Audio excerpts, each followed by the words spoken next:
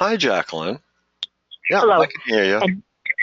And well, last week I think you were asking the question. Minutes of search, and I wish I could have seen it with mirrors, what she was doing, but I just sat still like good in the chair. And she says, you know what? She says, I'm going to have to stitch you back up. She says, I can't find this thing. She says, I know it was there. She says, but it's absolutely not there no more. So, and she didn't cut no tissue away or anything and lay it on the, that stainless steel little table and stuff. So she, tended to stitch me back up and everything, and then, wiped me up and whatever and that. And she says, sorry, but she says, it's gone. She says, I couldn't feel she would feel your head, but, I was feeling stitches, because usually I could feel a big bump, like, or, well, about the size of a fourth of a marble, of a common marble, or maybe 8 BBs, or something. It was there, for sure. I mean, you just couldn't miss it. But anyway, so she stitched me back up and she scratched her head to left to right. She just couldn't believe that it just disappeared, however that, I didn't get to view it. Did she Pardon? describe it? Did she describe it? Thought she seen an edge of it. It was kind of on a semi-clear, just semi. She seen an edge or an end of it, and that's where she says, I think I see it, And then when she went to, I don't know what tool or what instrument she had in her hand, but all of a sudden, within 10 seconds, 15 seconds, she says, hey, it's gone. It's gone. Did she state that it looked artificial? No, only thing she says it looks like it's semi-clear, semi-transparent. But she only seen an edge of it. I think the end of it, not the longness of it. It wasn't that long anyway, but from, you could feel the bump. You wouldn't assume it was too long. So she couldn't give me no description accurately. I wish she would have had a camera, how you don't think quick enough, or, you don't, you come, prepared. Pardon? Do you still have it? No, she says it disappeared. No, I mean, do you still feel it's present there? Yeah, at times I feel a little bump there about half the size, and I think it's still there again now. In my opinion, it's still there. I'm rubbing it right now, actually. And I would like to find another. We had a disagreement, not me and her. A new doctor came in, the thing, I think his name is Mr. Muscleman or something. What a screwball. But his name is Mr. Muscleman or Dr. Muscleman. And so anyway, me and him had a little disagreement. He was new, but he was the real doctor of the office in partnership, I think, too. So I didn't rate as far as he was concerned compared to other type of patients. Once he probably learned, she probably told him a little bit of the story and and I followed her for 3 years or so, different places where she went to work, for certain doctors and that. But he didn't, I think he thought I was not important, and he told them to terminate me, and not no more as a patient, and there, I wanted to gripe, but I have no say so. Me and her went in the back steps outside and we talked. We were friends. We were buddy, like, she was younger than myself, but she was just a nice lady, nice nurse, very intelligent. I admired her tremendously, and I trusted her tremendously. And but anyway, pardon? Go ahead. Do you think that it could have been a parasite? I don't know if it was. I think she would have seen it crawl over, because she shaved me pretty good, probably 4 inches by 4 inches. That was minus a big wad of hair up on top of my head. Did you have an X-ray? Oh, Did you have an X-ray? X-ray. Yeah, they seen they wanted to call it a cyst. That's the first thing they want to call all these bumps. Unless it's a rock in your head or something. But because I have one in my groin area too, and I know that son of a gun's transmitting because that one was put in one night. I had actually 10 holes. I woke up with 10 holes in the bottom of my left foot, 10 holes in the bottom of my right foot. The doctor named them pustules because they were seeping, like a pussy or some type of whatever. But I received them all in one night on the bottom of each foot, and then one on each knee, right on top of the knee. And when I went and showered, all of a sudden I started scrubbing myself in my groin area, and I was at the what the heck, something felt odd, and I had a hole in the side of my testicle area, and I was at the son of a bee, and so I went to the doctor. I have it in writing from the doctor that, he viewed them all, and I wanted him to take a specimen. I said, all this goo, all this whatever, it wasn't draining a lot, but, it was like I was shot with a BB gun. They were the size of a BB, if you know what a BB, when, Yes. like a BB gun, like a little round BB. Each of them holes on my feet were the size of like by the BB, and they were called pustules. And it's listed as 10 to 12 pustules on the right bottom foot, 10 to 12 on the left bottom foot, and then one on each knee and one in the groin area, the testicle area. One side only, And since then, I said, hey, take a slide, send it to the lab. He's up to, well, I'm going to go ahead and give you antibiotics first, then we'll maybe do that.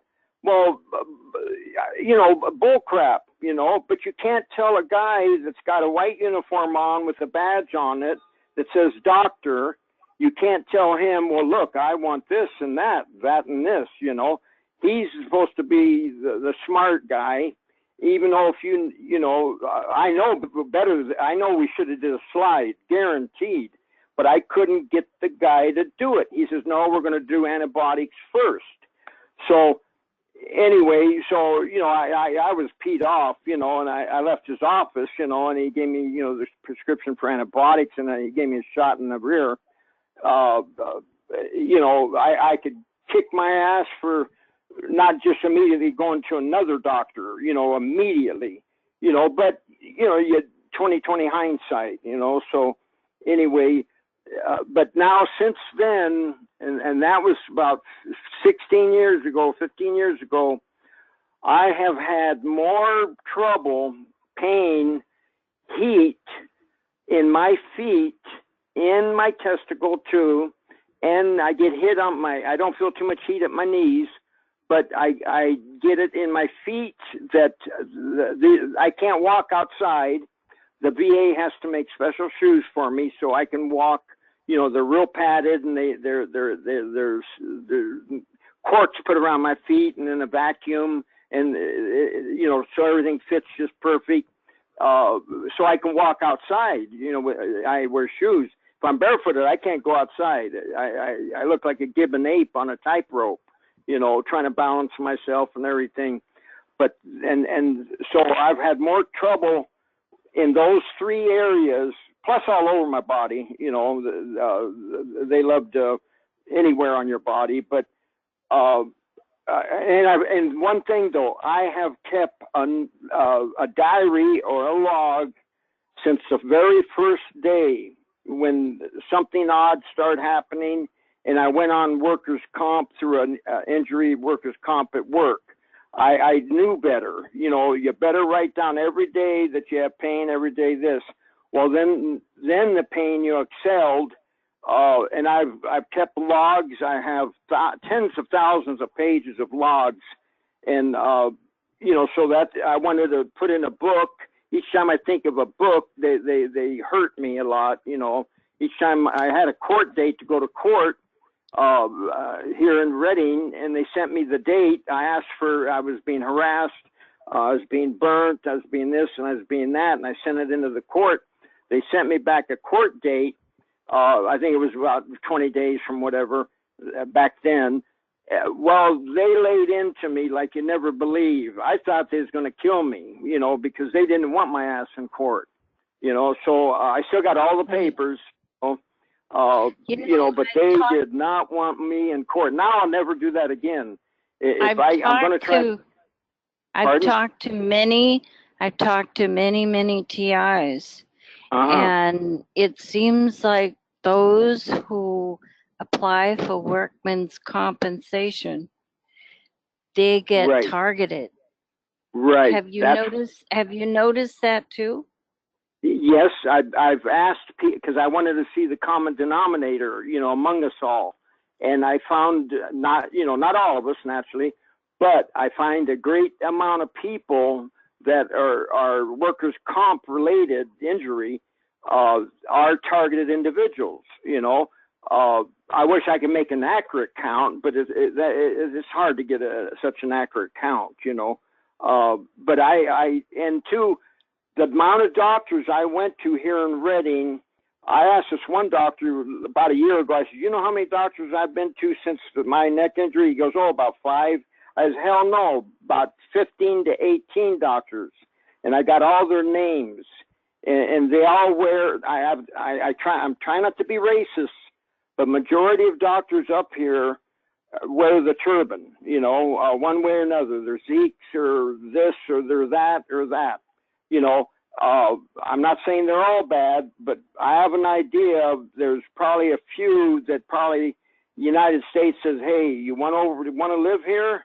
Well, then you're going to work for us, and send us information. I have the funniest, not the funniest idea, intuition, that my records went 2 different places. One to the regular farmers insurance and the workers' comp bit. But I have an idea they went somewhere else too, and they. It's funny you should mention all that. I was driving up the street in my van. My window was open. My driver's window was open, and I got shot in the left temple from a side street as I went by. And I went to my doctor and I told him about it. And of course, he didn't believe me, and he said it looked like a blind pimple, and it did. But I knew that I got shot there, and I knew what caused that. Did you actually have a hole of any sort, or just the feeling? No, I had an actual raised. It was about a 1/4 inch raised above the skin. I'll be darned. A bump. It looked like a big blind pimple, and that's what he told me it was. So I said to him, no, it isn't. I said, that's where I got shot in the head. So he told me, he said, listen, Barbara, he says, I don't know how to handle this. And I said, okay. He says, I'll take care of your physical attributes or physical complaints, but we'll leave the mental alone. And I said, that's fine. And then they transferred him out of town. So I wonder if that was a little bit. I understand what you say. I understand. I believe what you say. I really do. Yeah, I'll try to say stuff exactly word for word. That way, I don't.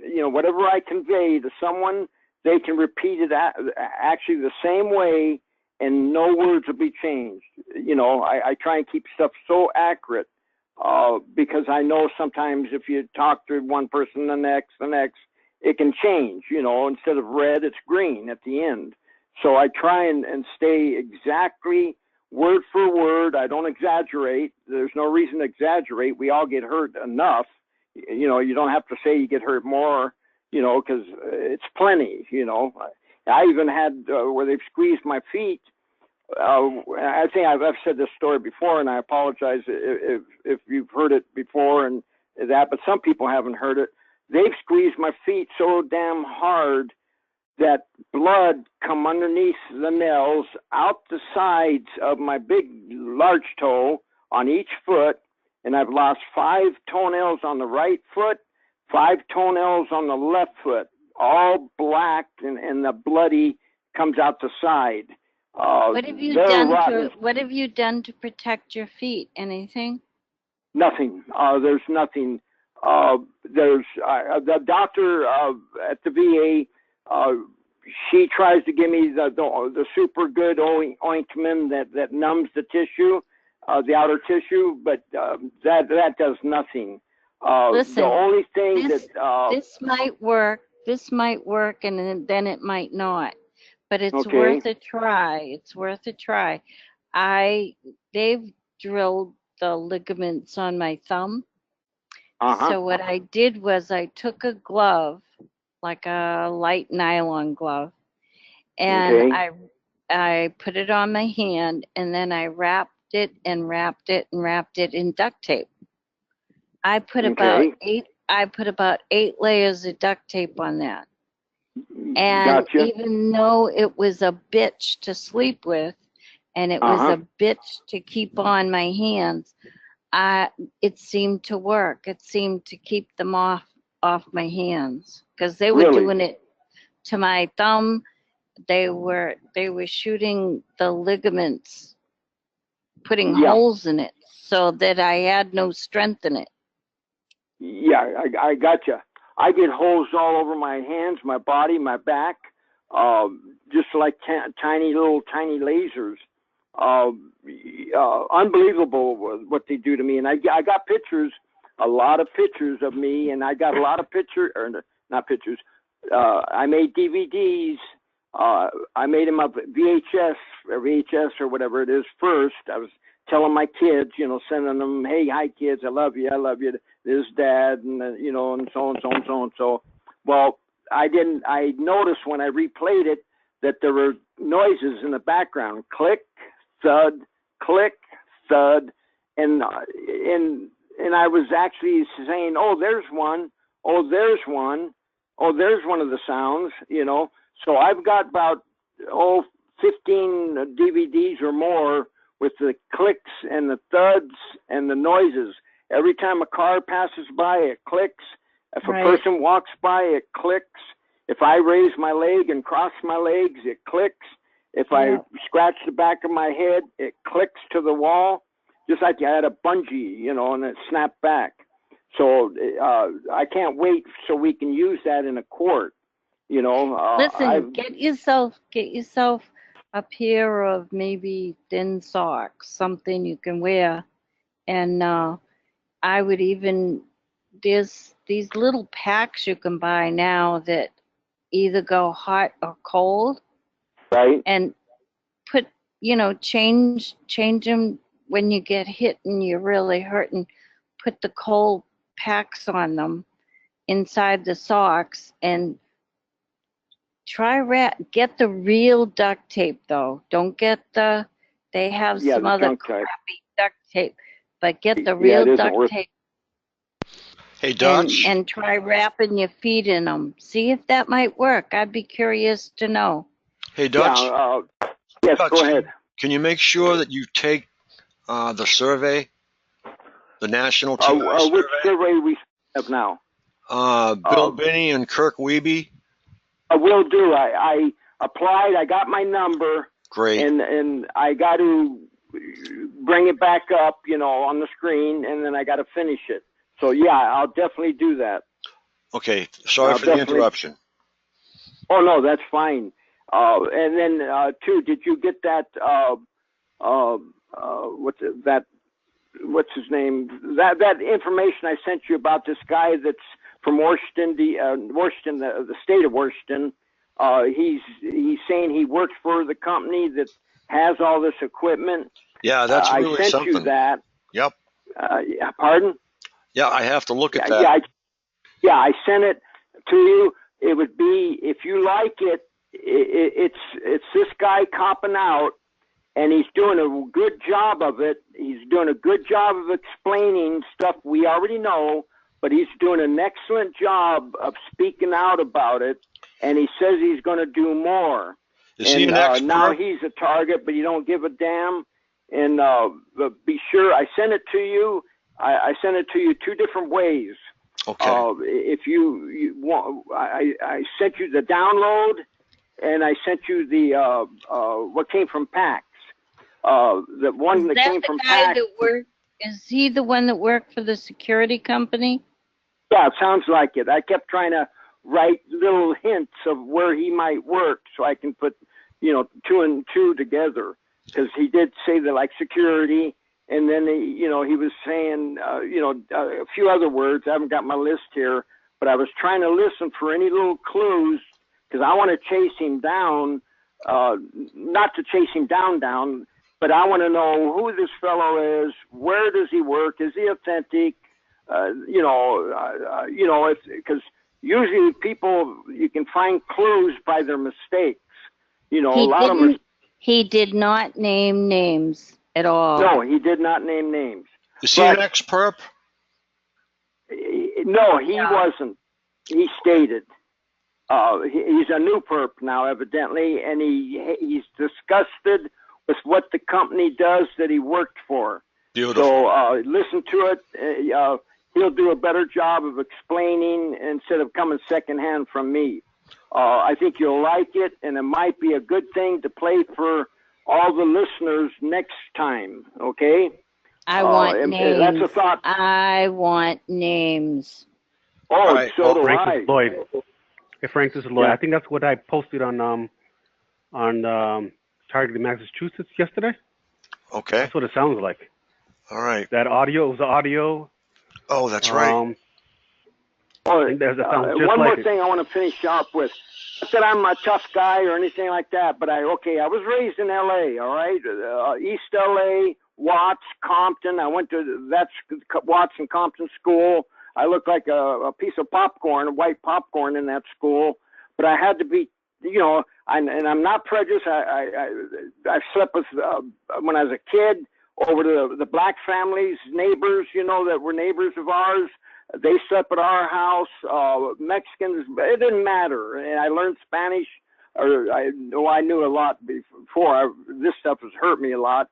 I love the music. I love the food. So I'm not prejudiced. But what the hell was I going to say now? Oh shit! Excuse me. That's okay. I'll think of it later. I was trying to clarify that I'm not prejudiced. And I try not to be. I definitely don't. Because we're all the same. If everybody would only get that in their head. Do you think your perps are related to the Black or Latino community more than white? Well, I know what I was going to say. Down there, I either had to be a punk or hang with the toughies, okay? And I had to learn how to fight. And we all are my group. I'll call them my group. It's not my group, but it's the people I hung with. We boxed in the barn. I know the speed bag. I know the kick bag. I'm in the martial arts. I've been in the martial arts.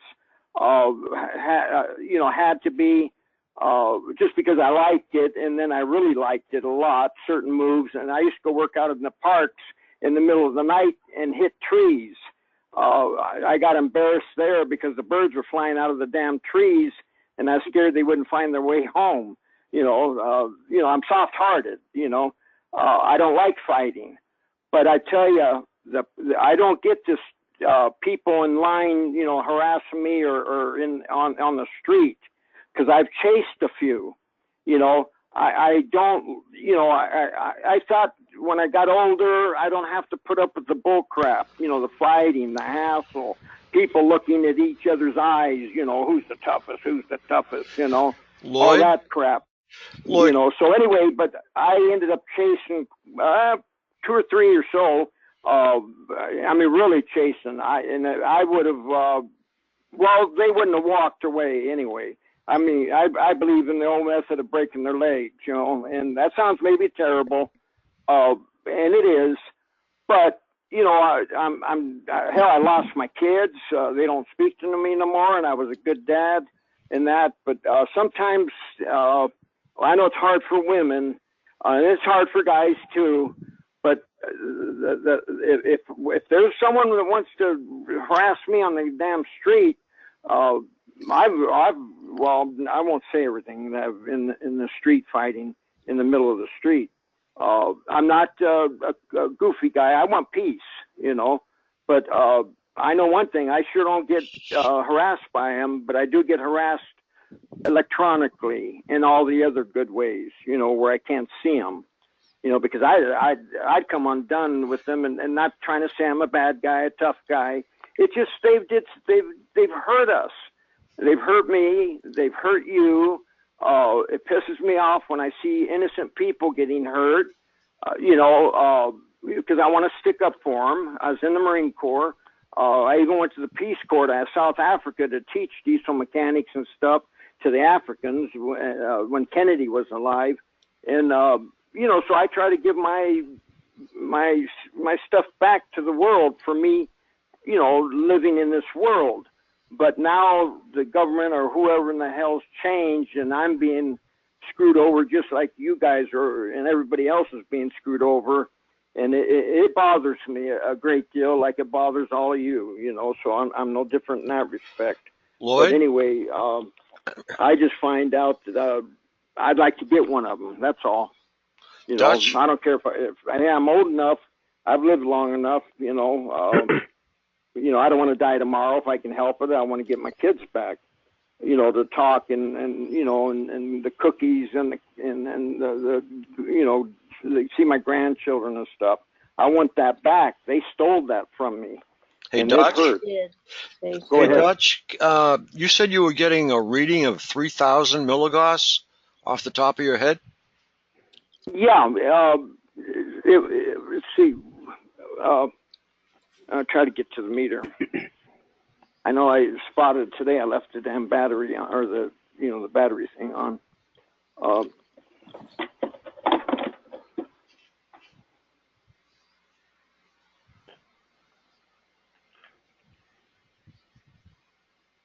On the magnetic, yeah, at the 100 scale I bury it. So at the smaller scale, I'm up in well, it almost buries it too. So the skill I got is one of the tri-fields. I got and also I got a microwave meter that I put on the table and keep it as low as I can where it don't chirp like a bird, but all of a sudden it starts chirp, chirp, chirp, chirp, chirp, chirp, chirp, chirp, you know, while I'm sitting here. And then another thing I found out for everybody, I had a dish that got sonic sound. I was wondering why, you know, was getting headaches. I know it's because of them, but I got my dish out, my sonic dish, and I started going around the room. And you know those curly Q bulbs you got in our lamps to save energy? Yeah, well, guess what? It was coming from there. Or no, excuse me, I was thinking something else. No, it was the TV. I'd come across the TV and it'd go, you know, with my earphones on, it would go with real high pitch, then get it away from the TV, and it would go away, aim it at the TV again, go, I shut the TV off, it went down to zero, you know, naturally it went to zero. So while I was sitting here wondering why I'm getting a headache, they can do this in anyone's home. They can make the high pitch come over that TV, and people walking around their house doing dishes or whatever will be getting a headache. Well, it's the damn TV. They got one of the sensors in there jacked way up. So as soon as I found it was my dish, they stopped doing that, you know. Really? That's when I had money and I was able to buy the big dishes and Sonic and Subsonic and a bunch of stuff, you know. Anyway, so, yeah. And those curly Q bulbs, they sound like a freight train. You know, you think you'd put your ear by them, you don't hear a darn noise. Put a dish on them, you know, the Sonic dish, even the Sonic dish. It sounds like you got darn railroad trains coming right by your house. You know, That's 'cause- unbelievable how noisy them things are. But You know, and no one has every ever known. TV channel has a frequency. Every station has a unique frequency Right. they can get on. Yeah, these were super high, enough to give you a headache. When I shut the sucker off, my headache went away. But they have other ways of giving me headaches. You know, they have probably 1,000 ways. You know, but that was just information that, you know, what I found from my TV doing, and those little curly Q bulbs, they sound like a freight train. You know, any day you put a dish on them, it rumbles just like a train's going by. You know, What kind Like of it was dish reporting did you from. get? Where did you get this dish from that you could go go around and take readings? I think it was one of the places, electronic, I forget its name. I think majority of people know it. It's EMLess or Right. yeah, it was, years and years ago. That's when I spent about $3 or $4 grand and Really? ordered a lot of stuff, some of the Ghostbusters stuff, because some of that works, you know, for us. And you know, whatever I guessed at, Do you still have I got it? lucky, and everything seemed to show something coming into my home, or the meters when I go around outside to the side of the apartment where the meters are and stuff. Or I used to live on the balcony, or not on the balcony, but Do you upstairs. still have this equipment? No, I don't. Like an idiot, a guy says, "Hey, man, I think my wife is. I shouldn't. And sorry, I don't. I feel like a screwball. Either I think my wife is messing around, and I want to aim that dish at her, you know, or something, to hear what she's talking about. Yeah." The guy's in the pen right now. He got arrested that night, supposedly. And so I have no dish. That's near $400. It was 380 or whatever. So that one's gone. My laser I bought was $900. I wanted a laser, a good one. You can get a real nice one and nicer. Mine would light matches on fire. I'd put them in a frying pan. Wooden matches, and then aim my laser at it. They would all of a sudden, after 30 seconds or so, they would ignite, in a flame. So, and if you held it on your arm, it would burn your arm. And what I did was something stupid. I bought the thing thinking I could maybe kill one of the implants that are in me, aim it at my arm, and if there's an implant in there, it'll snap it. Well, I forgot the damn thing, it burns in my skin. So it's stupid, not thinking. Well, I learn, just like everybody else, we learn, Do you still have that? Ended up, You still have it? Yeah, I still got it, and boy, it goes 8 miles. If I shine it at night, a beautiful green beam, good size beam, but I shine it at night, it's stars pointing to a star for one reason or another, explaining what star. I built my first telescope when I was about 10 years old or so. A neighbor helped me in that, and then I built then my second one, I ended up buying one that I could put into my computer and follow Saturn, or, I'm into, I like. Pardon? Are you in Reading? You said you were in Reading? I am in Reading, Massachusetts? No, Reading, California. Oh, shit. Yeah, I'm on the west coast. Almost can see the ocean, but not quite. I wish I could. But are you coming? Are you coming Frank. to the conference? Are you coming to the conference? My money is. I'm going to try to take a job. I was telling Frank today that I'm going to try. I'm a heavy equipment. Plus, I worked aircraft. I've wired jet cockpits. I've test flown. Checking meters out after we took off the ground. The pilots were flying it, and I was up on board too to make sure the meters are all working, the gauge of the meters and everything I put in, because I wired the whole cockpit. And I guess if it was going to come down, they wanted me in it too, though. Not jokingly, I'm saying that, but so. And I helped build the first 747. I worked on stuff that PG&E's got. the same tractors, bulldozers, cranes, trains. I've been fortunate. Besides all the trouble in my young life, I still was somehow learned something, you know. Thank God I learned something, you know. So I can do most anything. Hell, I will take apart clocks and work on them, you know, just for fun, just to do something. I don't like to let grass grow underneath my feet, that old saying, you know. But anyway, so anyway, hopefully I'm good for something to help us, you know. Are you coming to the conference? Going to try to come to the conference? If I have, what I do take for, what helps me is I do take a pain medication. It's common name, nickname is Narco, or it's hydrocodone, 10 milligram. It does help me.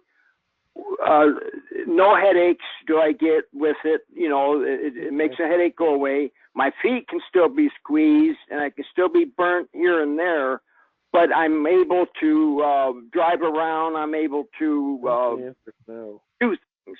So I will try to do what I can as long as I got money in my pocket.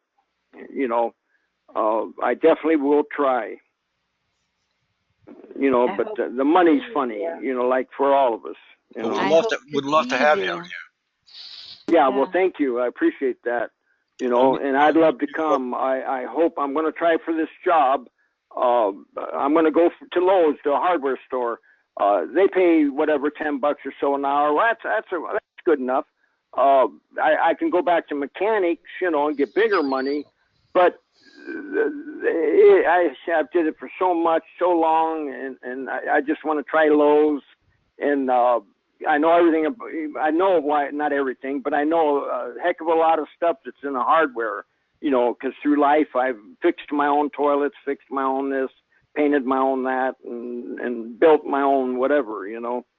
So I'm going to try to see if they'll let me work. Last time I went back to work, they cooked me within 3 hours so bad that I went to the boss's house. I says, "How do I look?" He goes, "Hey, you look like your death warmed over." I said, "Yeah, this is what they do to me. I got to go home." He says, "Go home."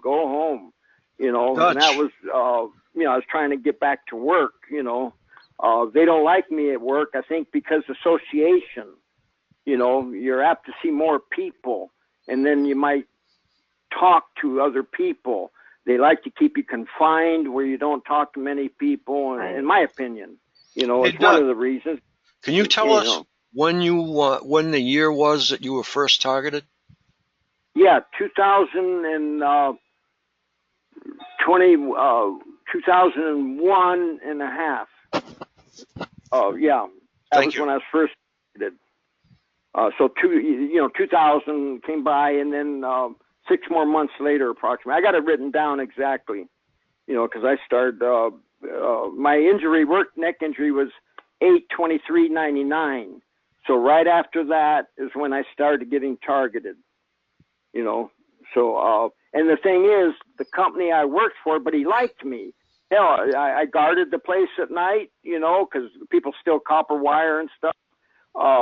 You know, I helped him a lot always. I ran the shop myself. I built the shop actually myself for OSHA. It qualified for OSHA and everything.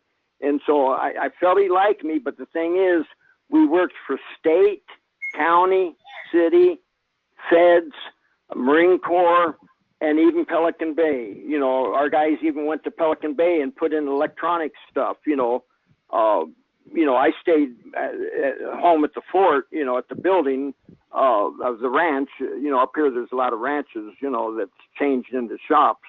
But, you know, and I worry so much that somehow, since we worked all federal, state, and, you know, county and all that stuff, did he want I fought his son probably a year earlier. And his son got killed in a traffic accident. He was drunk and he was on the job up in the mountains. And when he left the bar, when he was going downhill, he went off the cliff in his service truck. Well, he died, and I just got through fighting the son 6 months earlier or something. And I told the boss, I says, you better keep that son of a so-and-so. I says, I'll knock the living so-and-so out of him. And you know, I was mad at the time. And the boss, you know, he's up there, okay, Dutch, you know. Well, I didn't know the son died, you know, in a traffic accident. Does he think I did something wrong? You know, did I screw up with his brakes or anything? Hell no. You know, and he's up in the mountains. I'm here. You know, he's far away and I'm here, you know. The jobs, you know, go, you know, hundreds of miles away, a lot of our jobs, you know. So, but it puts thought in my brain, you know. I would never hurt the son. I actually liked him. You know, his name was Robbie. Young kid, just got married, you know, and sharp-looking kid, had a beautiful-looking wife. They were a good couple, you know. I admired them, you know, a young couple starting. But, you know, once in a while you fight your best buddy, you know. And so anyway, I don't know if the boss held that against me ever or what, you know. I went to the funeral, I mean, and the boss come up to me and says, how's he look? You know, looking in the casket. And he didn't look good, you know, because he was banged up pretty good. They did a makeup job on him. But I told the boss, hey, he looks, you know, pretty damn good. You know, he looks like Robbie, you know. You know, and I cared for the kid. I really do. I miss him today, you know. But, you know, you just don't know where this crap comes from, you know. And then I had a twin brother that put 3 felonies on my record. That's cute. I never had a felony in my life. We were different. You know, he had his buddies and I had my buddies. I hung around heavy people, but I don't steal. I mean, I can really honestly say I don't thieve.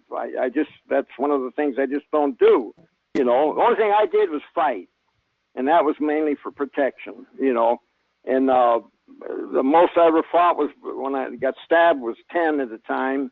And I'm not trying to proud myself, but the bar let out and I was in the wrong color town. And they got me in the side with a knife. You know, I remember knocking him down to his knees, and he was coming in swinging, you know, his arm into my side. I didn't know what he was doing, but he had a butcher knife in his friggin' hand, and he was going inside me each swing. And I was worried about the next guy. I kept spinning, and the next guy come in. I'd knock him down and then spin again because the next one would be, you know, right there, and knock his ass down, and then spin again. And I got hit in the head with a baseball bat twice, and I still stayed standing up, you know, and thank God, if I'd have been on the ground, they'd have had salami out of me, you know, or German sausage. You know, I'm Lithuanian, you know. Yeah. Hey, Dutch, excuse me. This is the EMS? EMS Linda? Hi, Linda. You know, I'm way interested in hearing from you, you know, a report about how things went. Yeah, I'll let you know that. I'll call you. What happened, they hurt the living, you know what, out of me. And I was waiting for some money. The guy said he would be here at 6 o'clock at night. The guy, I called him. I said, where you at? You know, because I had no money in my pocket. I was selling some tools, which, you know, I didn't want to sell, but I needed money. And the guy, I forgot. I'll be there in an hour.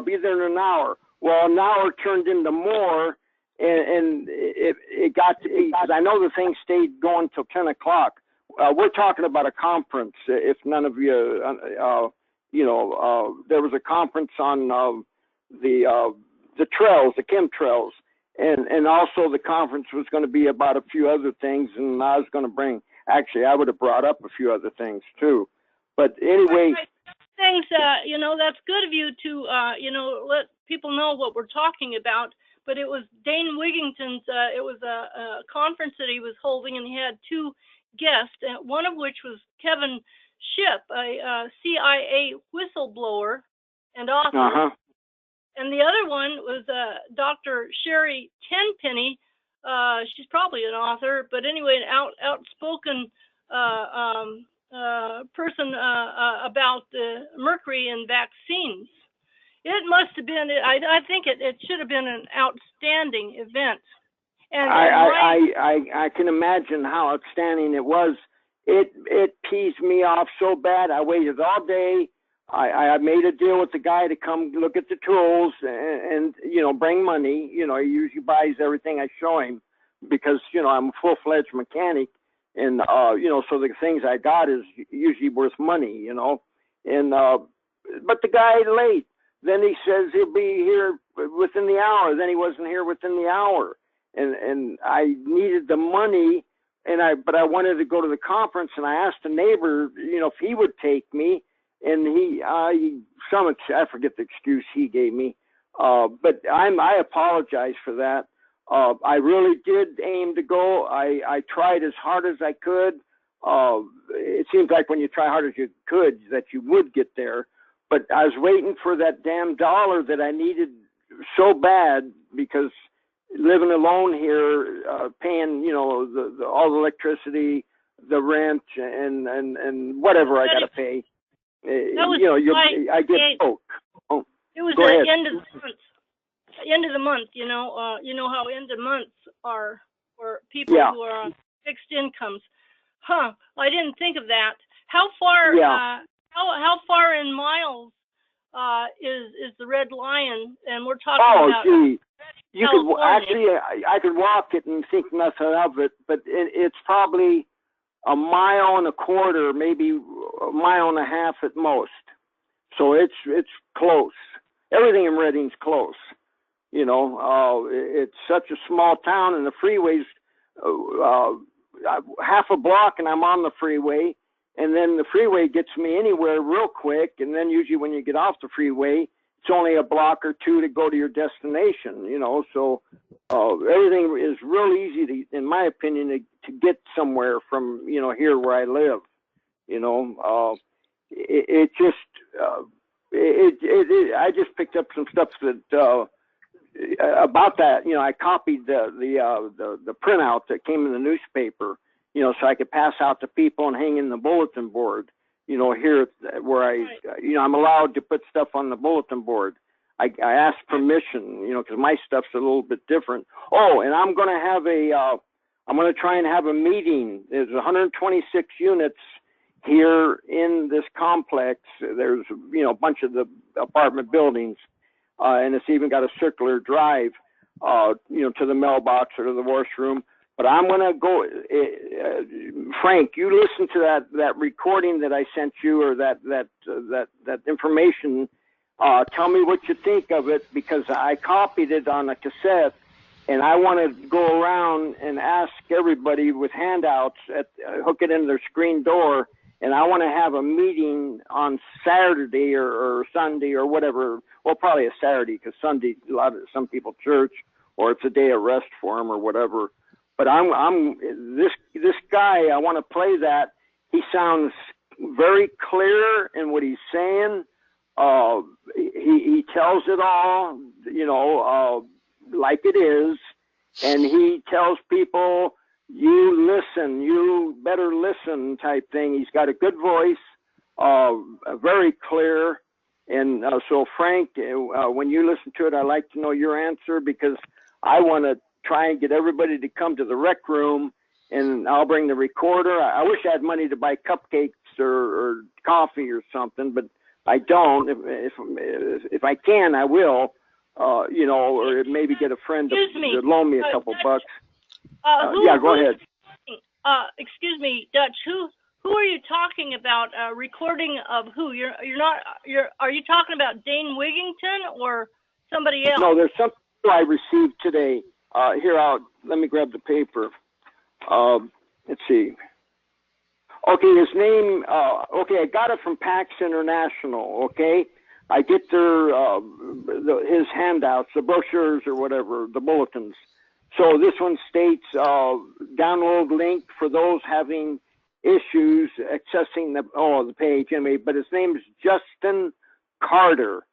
It's a recording that he recorded, and he's from Washington, the state of Washington, and it's about an hour long. And I mailed or I sent a copy to Frank email, but he probably didn't have time to read it yet or to listen to it. I think it's very informative. I think he's well spoken, and I can send you a copy too, or maybe Frank can send them out. He's got all your emails and everything. I don't do email or cell phone.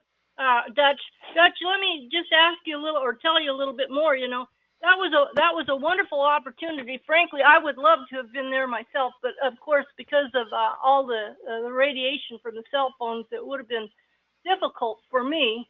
Well, even to get there because of the cell towers and so on the way. But here's the thing, Frank. I mean, that for you, you know, how close is the library? Because they have regular meetings. You know, they have regular monthly meetings or weekly, whatever, at the library. The library is very close. The VA is right behind it, and the DA's office is right next to it. So it's close. It's close. Is it closer than the Red Lion Hotel? It's on an angle, so if you drew a line, it'd probably be about equal. Okay? Oh, okay. One's a little bit to the right, one's a little bit to the left, but they're both approximately. They're still there. You're still very fortunate in being the location that you are. There's got to be a bunch of activists. You're right there at kind of ground zero for these wonderful. I've seen them on a DVD. Activists, very smart people, pilots, meteorologists, just people that are concerned about getting poisoned and fried. And other things, you know. But anyway, they're all there for the meeting for free, for you to go to their meetings. Yeah, and, my mom used to say, "Cross your heart," you know, to tell the truth. But so they hurt me so bad 3 days ago. I'm just coming out of it. I could not walk more than 12 foot. I used a cane. A neighbor says, "Hey, I'm going to pull up to your garage," you know, and then, you know, because I wanted some aspirin or whatever. I opened the garage door. My little one stepped out and held onto my car. He pulled up. And I says, "You know what? I can't walk the rest of the way, another 5 feet." He got out of his car and brought the aspirin or the naproxen or whatever it is to me. They hurt my hip so friggin' bad. Now I'm walking. You know, like right now I'm prancing the floor. But yeah, they know what I'm up to. Well, naturally, they know what we're all up to. They know I want to do with the congressman. Now that I got this Carter's guy, I want to, you know, oh boy, do I want to do a lot. But they make me pay, and I don't have someone to be next to me to where they kind of don't hurt me so damn much, you know. I got that idea. I don't want to stay on the phone here. Let other people talk. But what about the other thing that we talked about? Remember, I thought we were going to do like maybe a couple of weeks experiment of turning some of the circuit breakers off and trying to reduce your exposure to electromagnetic fields. I turned my breakers off at the stove, and then also I hardwired into I got rid of the Wi-Fi. I mean, it's still here, but I got rid of it, and I hardwired, you know, to my computer. So I've gotten that far, which that don't sound very much, but you know, it's a start. Little by little, chipping away, little by little. Right. Everything is a step in the right direction. Yeah, no, I'm listening. I listen to people because, you know, that's the way I learn, you know.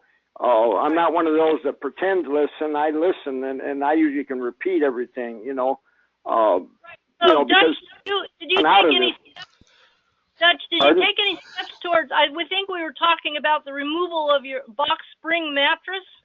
Right, you know, but I have to fix 2 air mattresses right now that got pinhole leaks.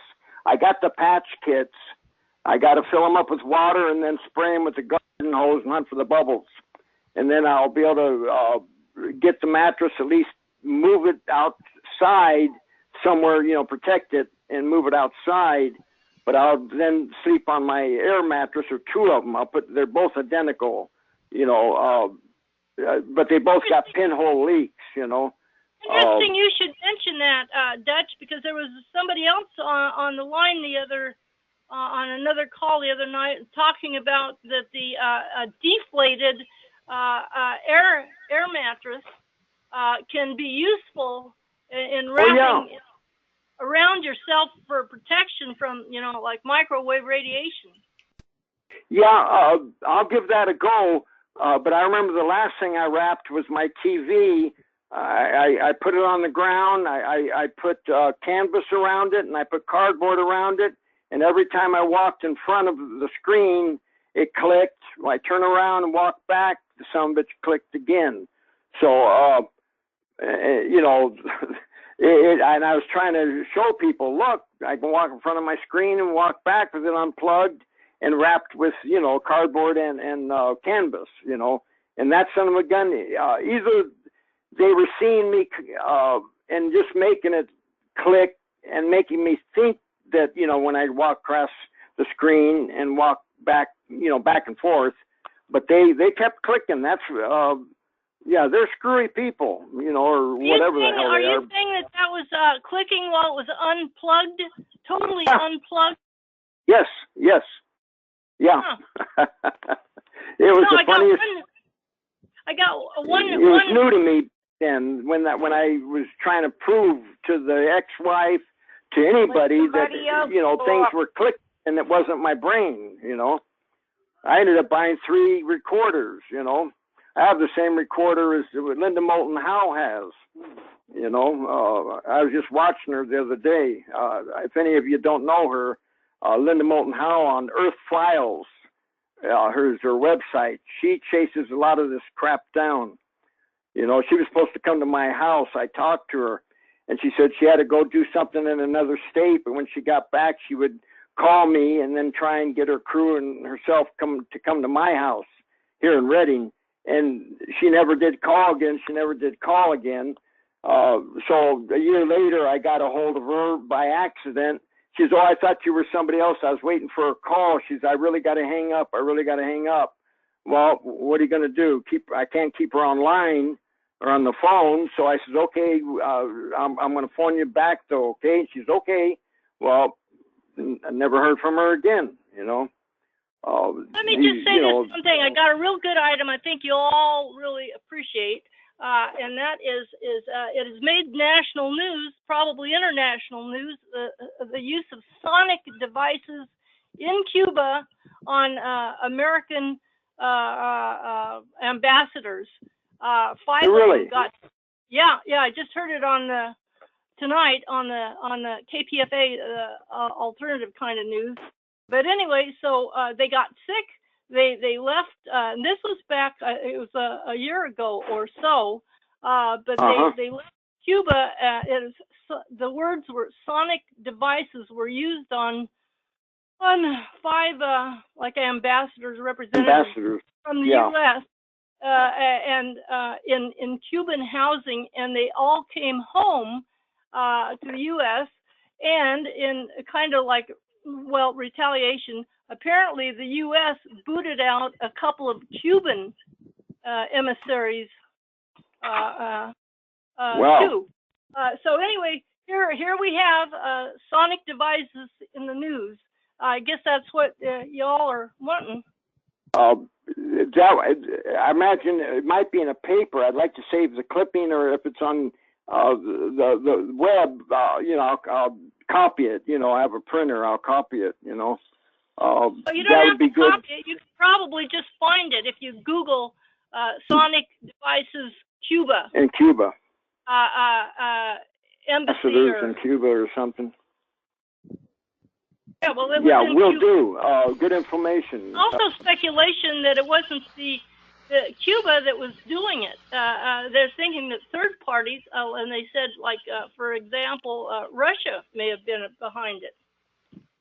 But they don't know I guess we shouldn't keep tying up the phone, but I just read a report that school kids were able to hack our damn voting machines. It took them 90 minutes. School kids, you know. So that doesn't sound very good for our computer or you know our voting machines. If not adolescents completely, but young kids in school were able to hack our own voting machines within 90 minutes. Yeah, I've seen it on TV. I'm off the line. If anybody else wants to. No, I'm off too. They're probably tired of hearing my voice anyway, so I'll kick back and try to learn something here. Okay, all right. Take care. Yes, and thank you very much. Okay, I'm off the line here. I'm gonna sit back and try to learn something. Okay, Dutch, make yourself available. If anybody would like to speak, all you have to do is unmute, speak. I'll see that you've unmuted, and I'll call on you, and you could speak. Is there anybody that would like to speak? Maybe I put them to sleep, right? No, I don't think so. You piqued their interest. I hope not. Yeah, I can't wait till you listen to that thing I sent you, and I'd like to get your opinion, you know, tomorrow or something, you know, or whatever. Yeah, I wish I would looked at it. I had looked at it closely, and what I would have done is played it tonight. Yeah. If you have a way to plug that in, an input somewhere, you might be able to play it for everyone. That might. Right now, a little screwy. I'm trying to hook my thing up to bigger speakers. Oh, I see. I took it. I'm not quite ready yet. Yeah. All right. So otherwise, I would. Yeah, I think you'll be fast. He's a good speaker. He's a great speaker. And he does tell it like it is, and so he kind of makes you ready and thinking. You know, some people can put you. You know, you don't think much of how they sound and how they say it.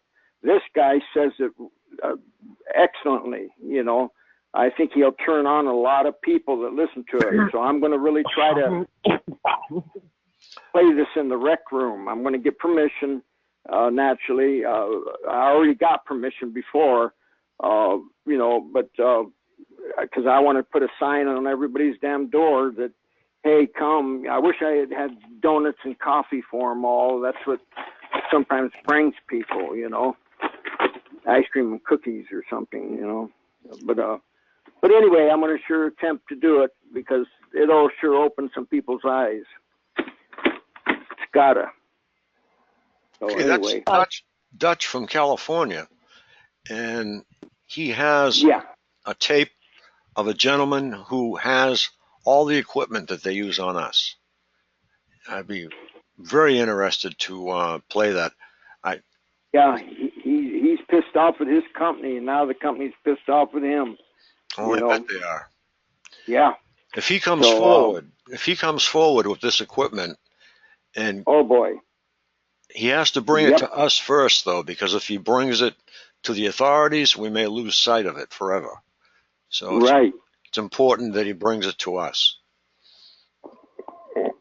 And you know what? I still think the Reading Police Department are still good people. I think, you know, I don't think they're like the Chicago ones or something, you know, or some other towns and stuff. They got families. It's you know, you can snow up here. I mean, you can ski up here. You can go in the boat rides up here. You got caves up here. So it's a family type place. And I think the police here are still good guys. I don't think there's any crooked ones in the batch, other than the regular crooked, you know, that beat on you a little bit or something, you know. But I don't think they're using that equipment up here. I hope not. Let's put it that way. I still kind of trust them somewhat, you know. So I want to actually go to I'm going to have someone with me. But I'm going to go to their damn office, their new building structure, and I'm going to try to talk to who's ever on duty that day, you know, and bring it to their attention. And but I want to have one or two people with me you know, just in case safety, you know, that they don't start calling me kook or this or that, you know, that they talk intelligently, you know, because I plan to talk intelligently, you know, and just bring something to their, you know, that, hey, did you know that this is going on in the world? And here's a little bit of proof, or, you know, and I'll bring different types of proof. And I bring my DVD player with the click sounds and different things, you know. So I plan to do that anyway. So we'll find out here. This is going to be within a week or two. I'll have answers to what took place there, but I just need someone to. I want them alongside me, standing there, you know. Yeah, keep shooting emails. Keep shooting the emails out to me. Yeah, okay. Keep them coming. Will do. With anything I got. You got some right now when you get off the phone, or tomorrow, you know, it's going to be late for you. Yeah. Yeah, but mañana or something, you know. It should entertain you. It should perk your ears up, let's say, like Dr. Spock, you know.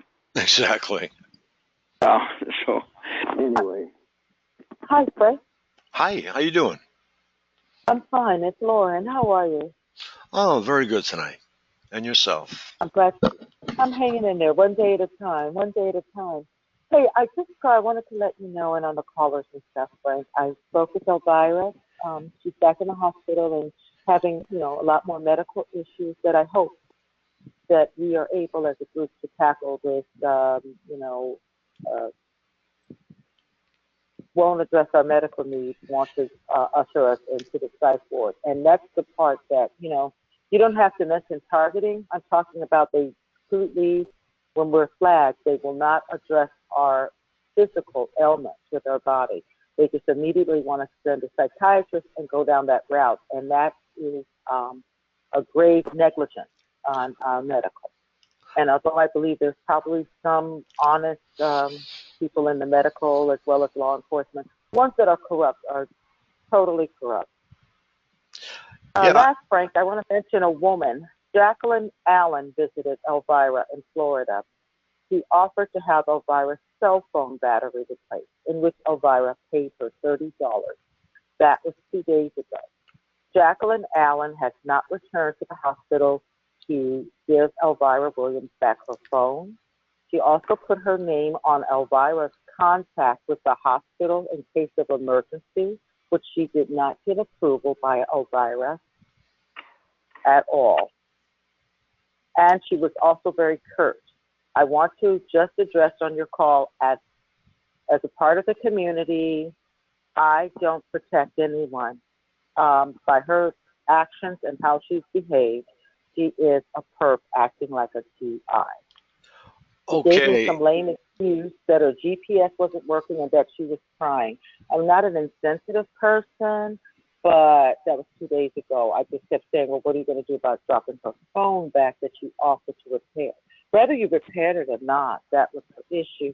But to just do a disappearing act and then on her own volition, put herself like she's close to Elvira, infusing into the hospital. I don't know what that's about either.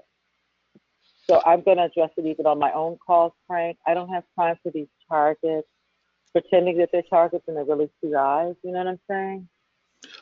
Right. I out them, and that's it. I just really do. People are activists. I am fighting day and night for my sister that's ill. I'm working with Professor Martinez. I'm not saying a lot of targets are an experimentation, but really, in the larger urban cities, it's all about the money. It's organized crime. My identity, for a fact, 2 days ago when I got my letter, I was in Chicago with my sister, has been stolen by an illegal alien. So I don't need to hear that stuff again. We're not talking about people that come over here and want to make a good life and they're honest. That's all cool. But what's after me is, that's what I'm saying. Thank you, Frank. What did you say her name is, Lauren? The poser? The one that went to see Elvira, her name is Jacqueline Allen. Thank you. Okay. Neil. Hey, Frank, I finally made it. I always miss yours and Lauren's call, and I'm just so exhausted. I didn't recognize your voice at first, Neil. Yeah, people are fighting out there, Neil, and I just don't feel like protecting it. I'm not getting any younger. It's just the way it is. I mean, no harm, but I'm going to be very, very blunt. It's my personality.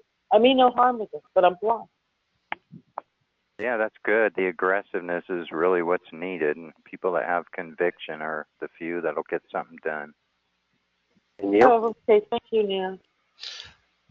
How you doing, Neil? Hey, I'm hanging in there. How are you? Doing good. I was just wondering if you got that mail I sent you about a week ago, more or less. Mail or email? Email. No, I didn't get anything, and I just went through 400 spam to make sure there was nothing good in there. All right, I'm going to send you something right now. I'm looking at it right now, and I heard you. It's a nice coincidence. Yeah, I was just looking at your newsletter, as a matter of fact. Oh, yeah, I'm sitting here reading it, too. All right, Neil, so I'll do that.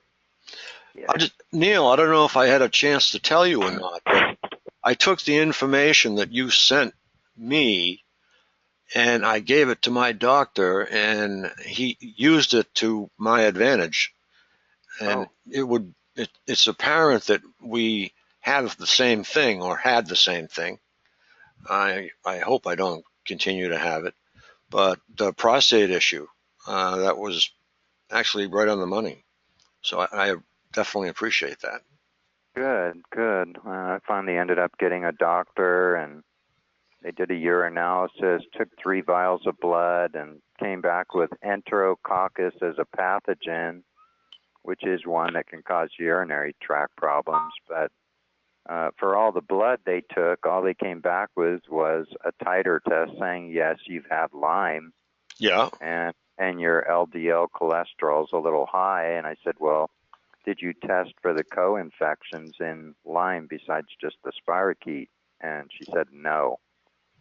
So I'm dealing with incompetence and about ready to get a referral to a specialist that I can guarantee my samples are going to go off to the lab of my choice.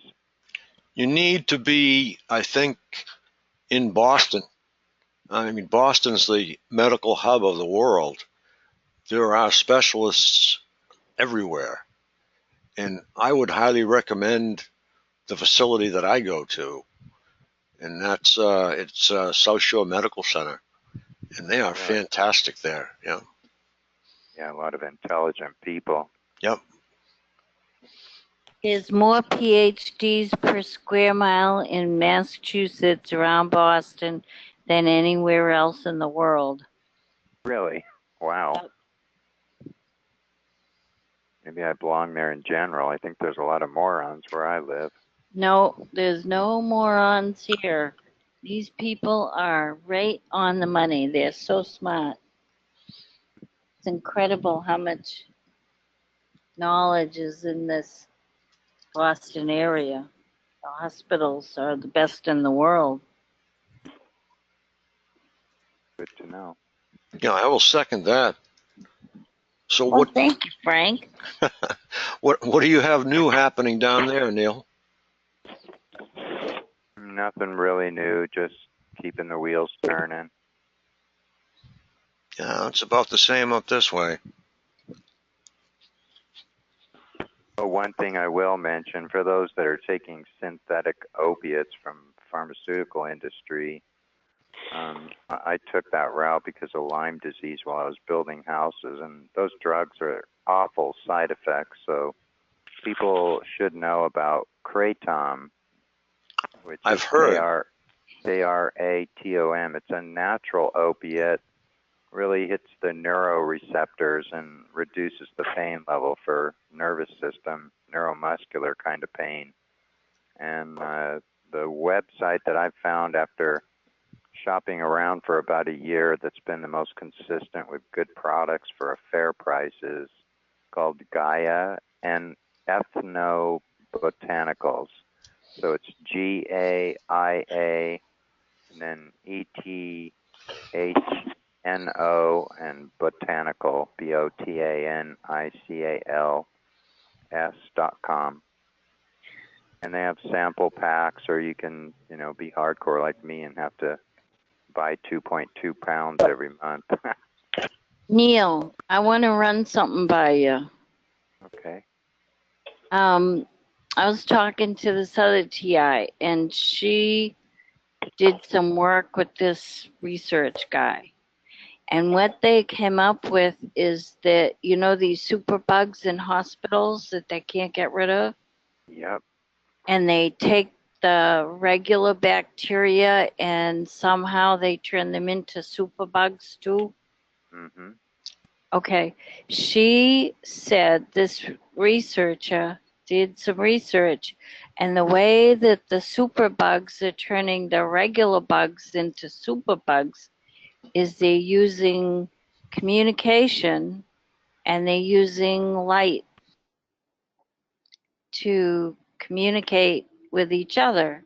This is, she says, how bacteria communicate, is they use light frequencies. Really? Huh. What do you think of that? I think it's very interesting because I'm getting more reports from people with laser-like stuff, like seeing a red dot showing up in their house. And Yeah. then I told the person to get their meter out, and this is a couple of people now, and they are getting frequency readings that are pretty intense off the light. So I'm starting to become more curious about light-based weaponry and a lot of light-based things, and taking note that many of us have taken digital camera photographs and videos and see things that we don't see with our eyes. So whatever the technical answer is to all that, it picks up in more of the color spectrum than our eyes are. And so I think we're dealing with some light-based weapons. And what you're saying sounds to me like, since they could do three-dimensional laser surgery to where the laser will go down and do what it needs to do at whatever level of the surgery they're doing, that they could possibly put something in people and then use light to trigger these infections. Yeah, Am Neil? I getting that right? Yeah. Yeah. Oh, yeah. The smallest computer in the world will fit on the edge of a nickel, and it takes commands by light.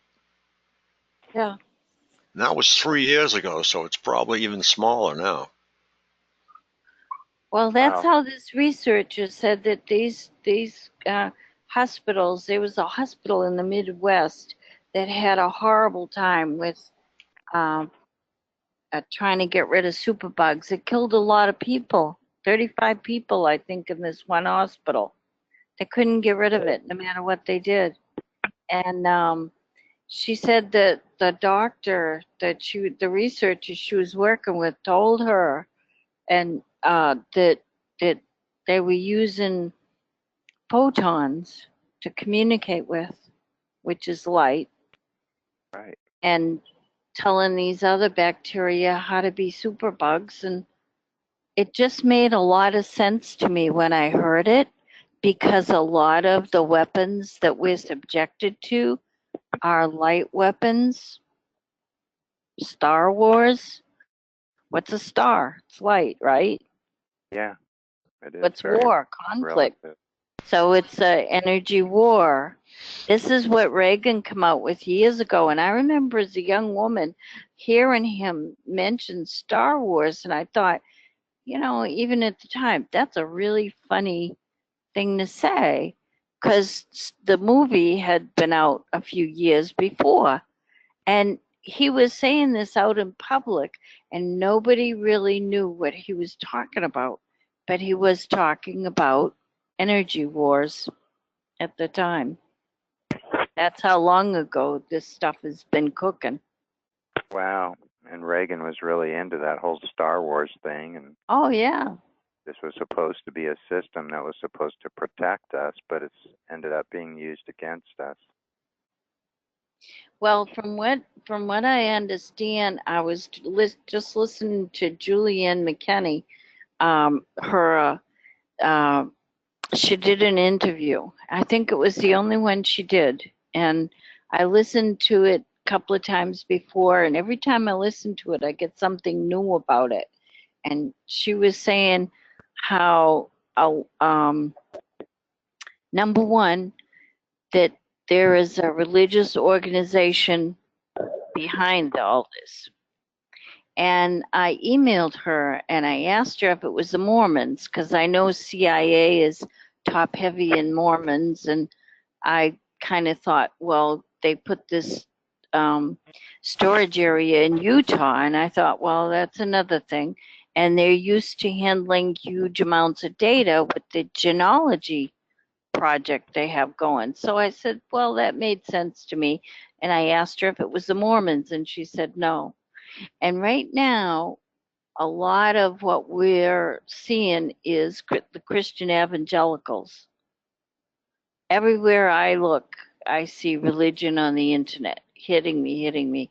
And Betsy DuBois there, who works for Trump, she's head of the Board of Education now.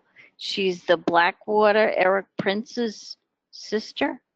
She's trying to get religion back into the schools, and she's trying to privatize the schools. And the reason she's trying to privatize the schools is because once they're private, then government cannot object to religion in schools because they're private.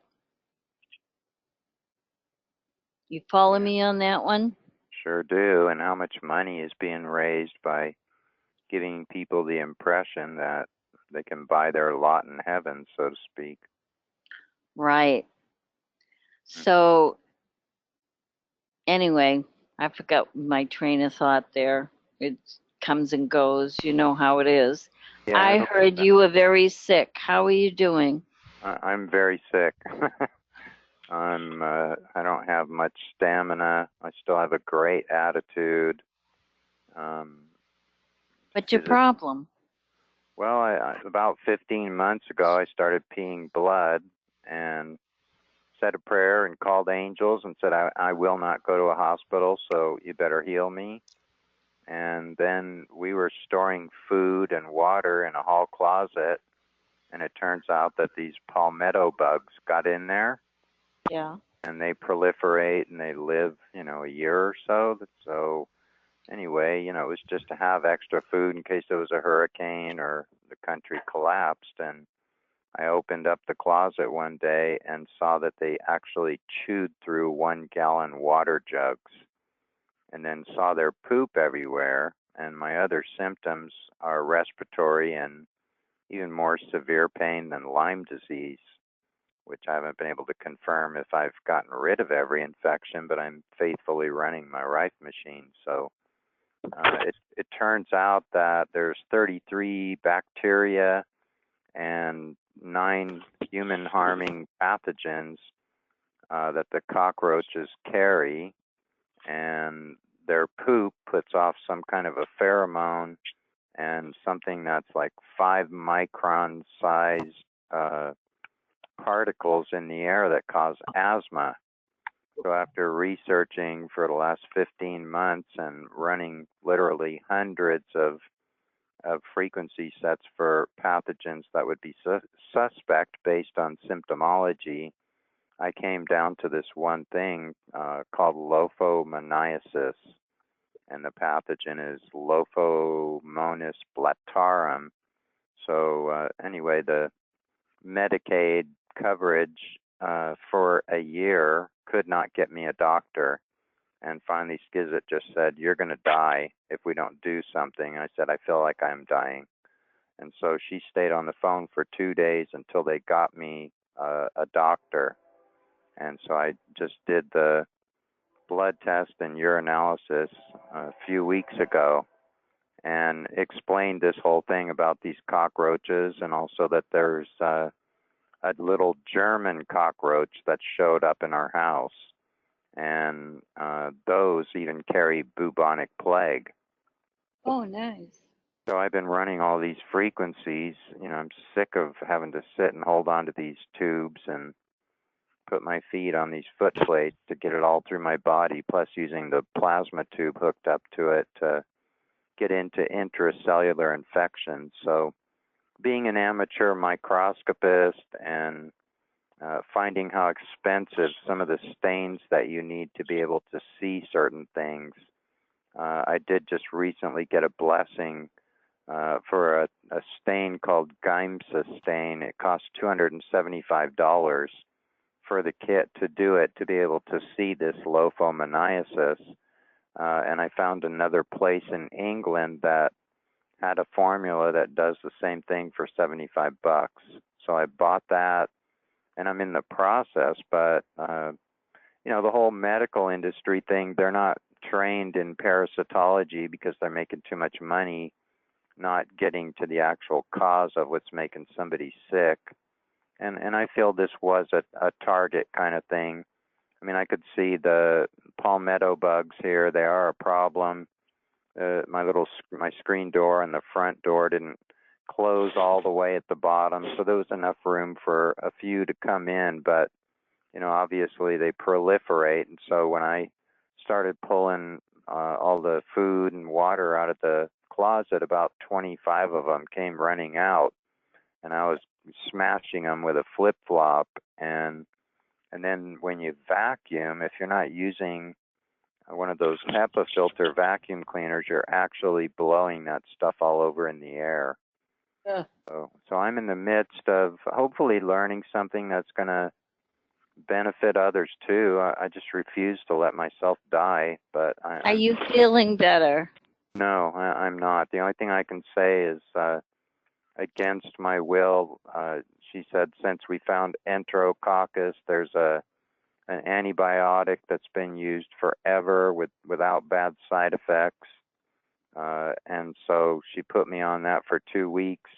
But what I'm really finding is Hulda Clark's recipe for wormwood, black walnut hulls, and clove put into a tincture. Since Shizik got me to start taking that, it's not hurting so much after I pee. So anyway, did the antibiotics help? No, it's not helping. I'm still, well, they put frequencies in front of our sinks, and I'm going to verify this. Either one of us stand in front of the kitchen or the 2 bathroom sinks, and all of a sudden you have to pee. So having a UTI, you know, it's like hurry up and get to the bathroom and then only go a little bit. And I was talking with another TI, and she said, oh, they do that to me too. And as soon as you walk away from the sink area where water and everything is, the symptom stops of having to go to the bathroom. So the other day it popped into my head that these frequencies are being superimposed through the water. Well, it could be through the metal sink too. Yeah, it could be through the metal, or here in my place in the kitchen, you know, I've got all these meters and I use them, and the kitchen is hot, so to speak, especially around the sink, since I have an upstairs neighbor, and we've all got, especially when the dishwashers are on, I don't use mine, of course, or the garbage disposal, I got that thing disconnected too. But the magnetic fields and stuff from upstairs goes through my ceiling, her floor, and affects me. So when she's got her appliances on upstairs, and I know because I can either hear them or I can detect them with a meter, I exercise prudent avoidance and get out of there. Neil, I have a drug. Absolutely. Absolutely. It's coming off your water meter. Everybody wants to talk to Neil. I just sent you that email. All right, so look for it. Okay. Neil, I have a drug for you to write down. It's Tamsulosin, HCl. Yeah, I wrote it down. Oh.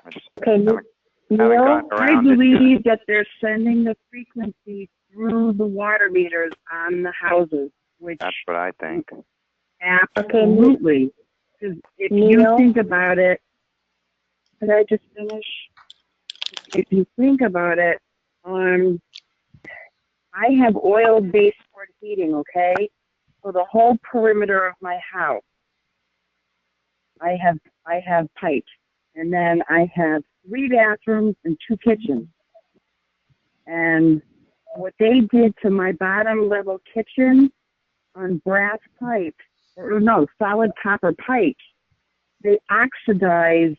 They were sending the ELF through the downstairs all the time because I was sitting on the floor trying to meditate, trying to get away from this crap.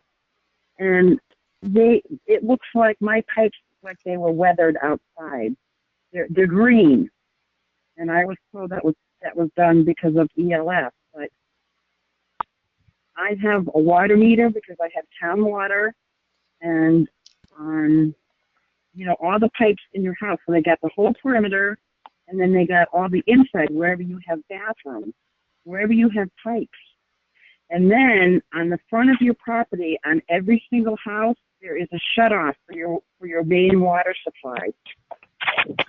And it's right near the sidewalk. And they were always screwing around out there, and I never knew what they were up you need to. your film turned over, Lily? But every single house, they could send a beam to that pipe, okay? And that pipe comes all the way up to your main water pipe of your house. And the main water pipe of my house runs in the whole middle of the house.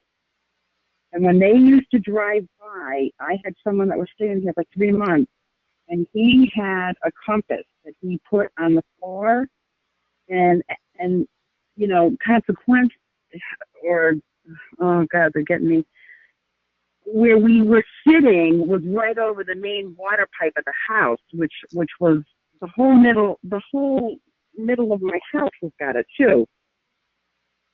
And if you put a meter up to your water pipe or any shutoffs that you have for outside hoses, you will get frequencies. Okay, I'll do that. Absolutely. So if you have outside, you know what I mean, the outside pipes?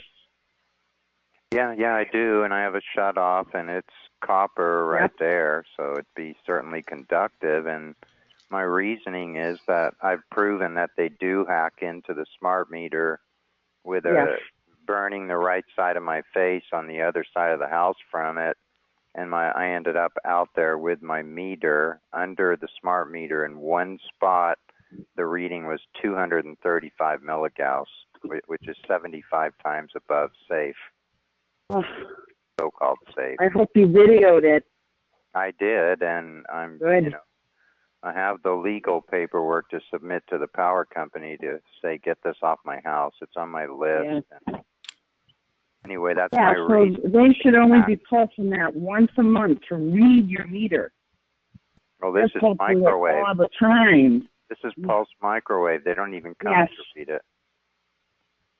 I've seen it. I took the cover off where the water meter is. It's microwave. Yep. You're probably right. Yep. That's it. So they get you with the electric meter, and they get you with your water meter. So everything can be done from the outside. And I know that my next door neighbor has a tendency to take his riding mower and park it on the side of our homes, which is right where my main water supply comes in. So when I have my burner off, he'll sit there with his friggin' lawnmower, getting the frequencies to come in anyway. Wow. I've seen it all. Oh yeah, it's unbelievable. You're observant. Yeah. Yeah. Well, I didn't understand what it all meant, but then it just dawned on me a couple months ago. Oh my God, I have town water. So that implements the town because they have control over the meter. Do you the think water meter. Do you think there's something projecting out of that lawnmower? I don't know. Yeah. It's the electricity that comes off the motor when but I know the vibrations alone are bad. Yeah, people have had problems if it's sonic based or ELF, I don't know, but problems with water pipes breaking and rattling apart. You got it. You got it, because they're vibrating them. Think about if you took a pipe and you had a tine and you smacked that tine on that pipe's been a ring for a while. Mm-hmm. Right? Yeah. Besides, if you're I mean, running, I'm not technical like you guys, but if you're running 6 years I've been living this. 2 different kinds of metal pipes, like galvanized and copper, put together, actually make electricity. And I don't have enough technical information to go from there, except to say that if you were running copper part way and galvanized the rest, you put in what's called a dielectric union to break that connection. Otherwise, the electricity it makes eats the pipes. Yes, and I remember that woman that used to be, I think it was Oregon, remember? She was really into electricity. And the husband didn't believe anything was going on. Remember, she used to come on once in a while? Yeah. She talked about that. Putting that dielectric coupler or whatever. So you break whatever. She was smart. Remember? Oh, I was muted the whole time. Sorry. Getting frustrated.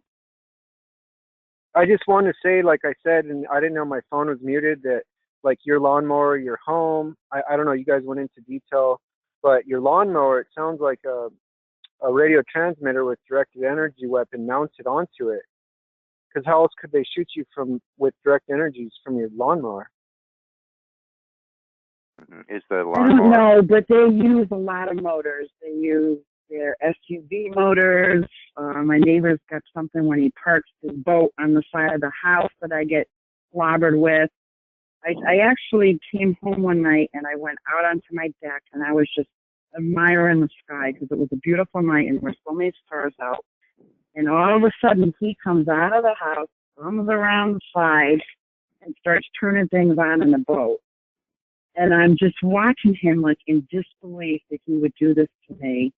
And then all of a sudden he touches his ear and he looks up at me, turns and looks up at me on my deck, which is very high.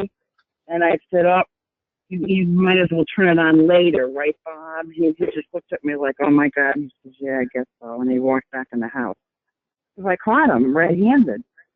And they also put whatever it is in the recycle, you know, the big bins that we have that they pick up at the truck for our garbage.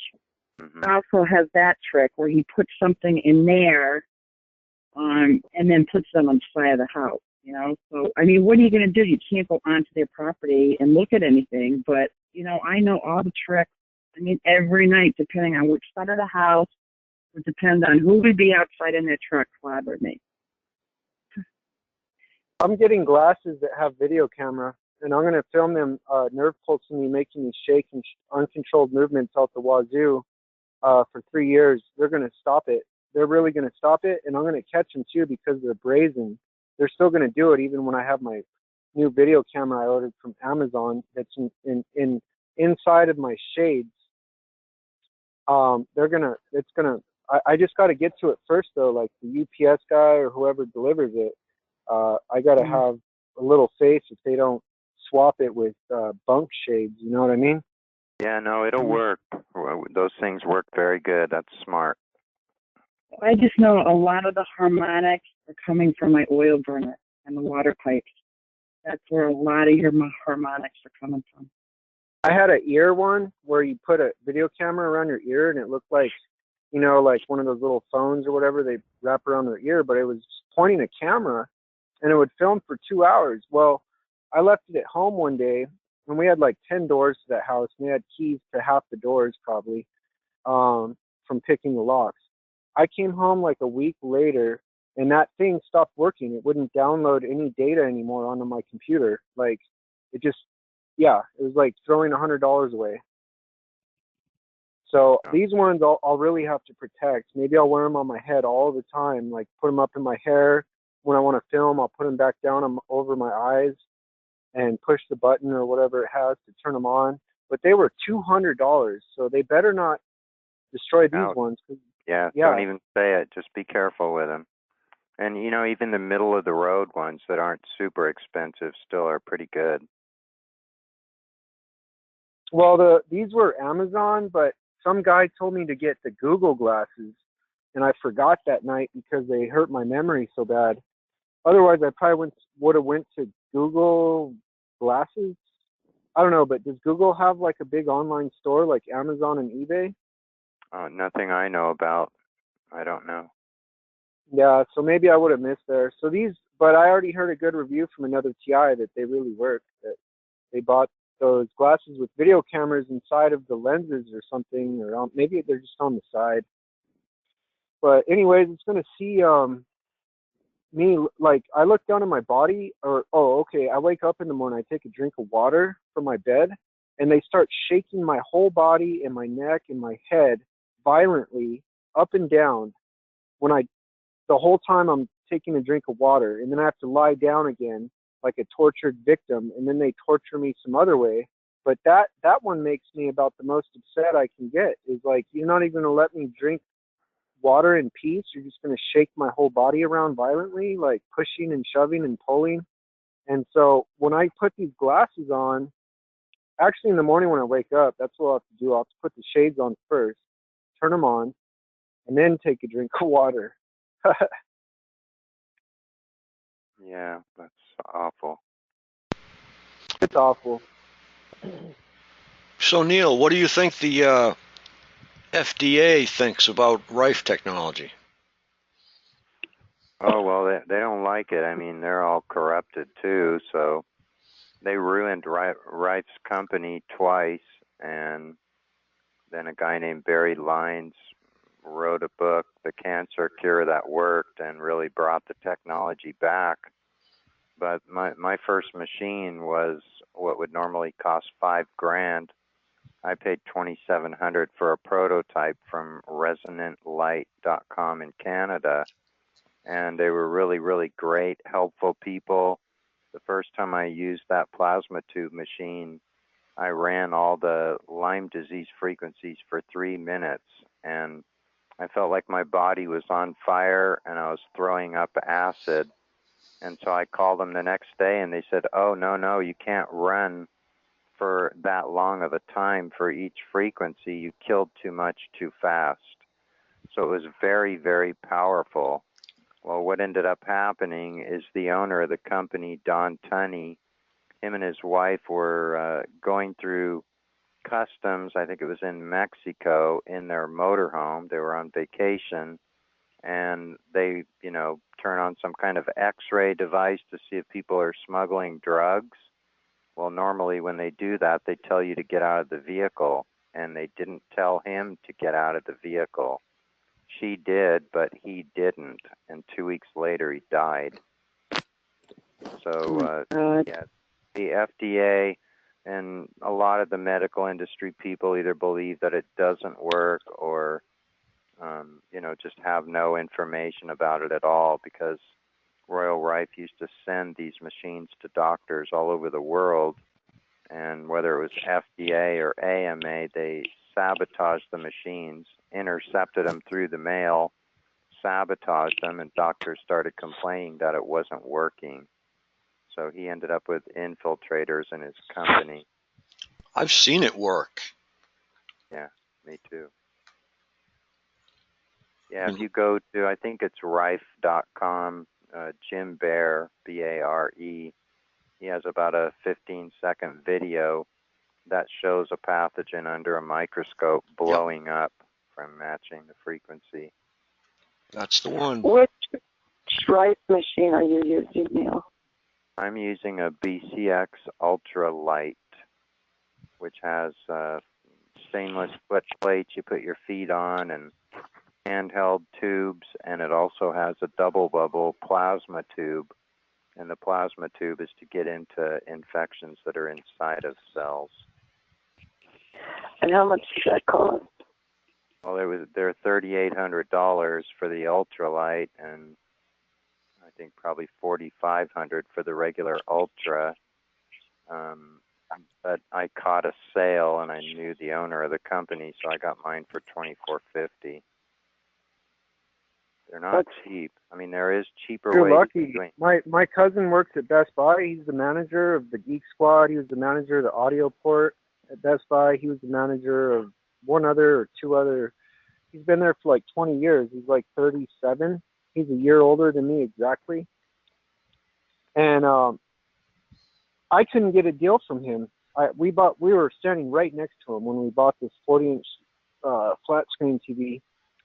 that he wasn't going to give us a deal, cut it no matter how I cut it. So I didn't even bring it up. Is there a family discount? No, it's like, no. Yeah, really.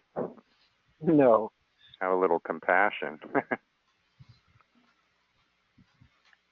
Yeah, no, I was lucky. It was a real blessing. I was able to sell my old Rife machine to help to pay for the new one, which was a better one, but I've just been so sick. I said, if I don't get this, I'm going to die.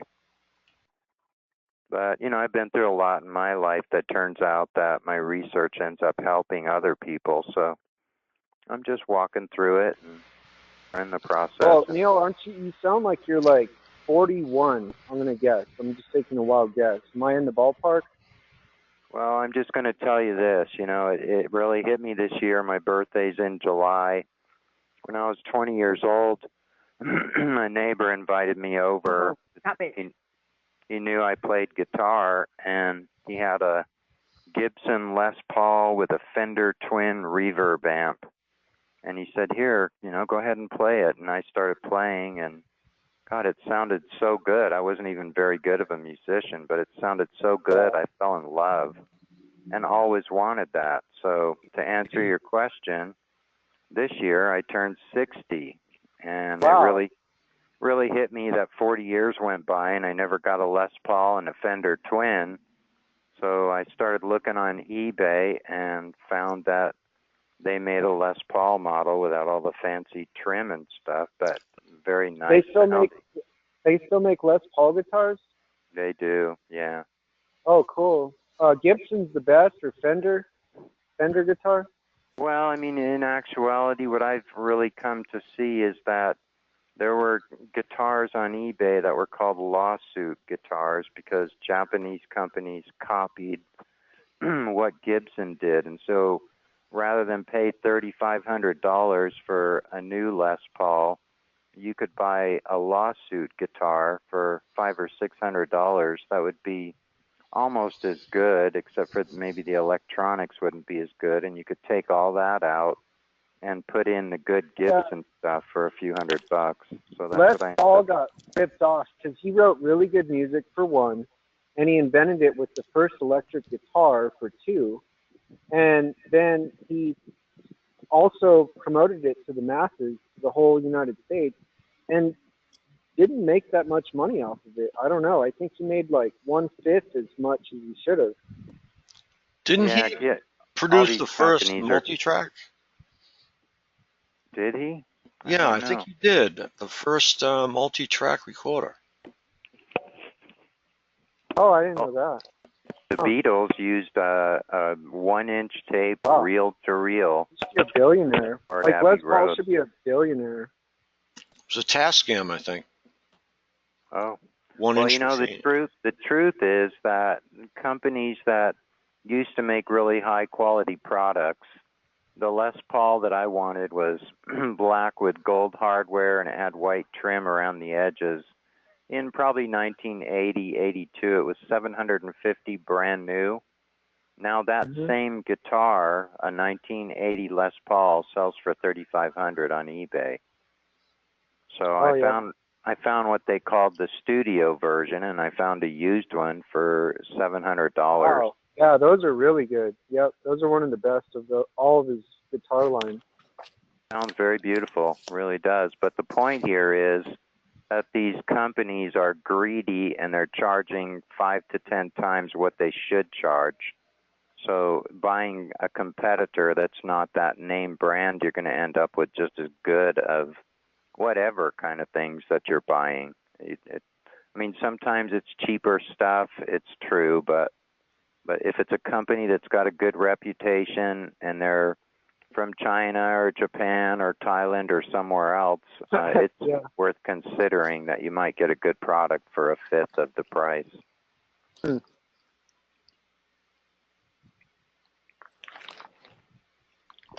So I still feel 41, but my body is 60. Yeah, I would have said 40. I can tell. It's good. I'm Same pretty with young at heart. I think Frank thinks he's about 30. Yeah, I'd say so too. He's full of life. Actually, 28. 28's a good year. Yep. I think that's what it is. You know, we're still looking out the same eyes, and we just didn't lose who we were when we were younger. So I don't feel 60 at all, even though I'm sick. It still doesn't matter to me. Well, you certainly don't sound it. Yeah, I'm pretty strong at heart. You know, like I said, you walk through things in your life, and you learn a lot, and I like learning things, and then if you get to help people with your knowledge, that's even better. So I'm just running the course.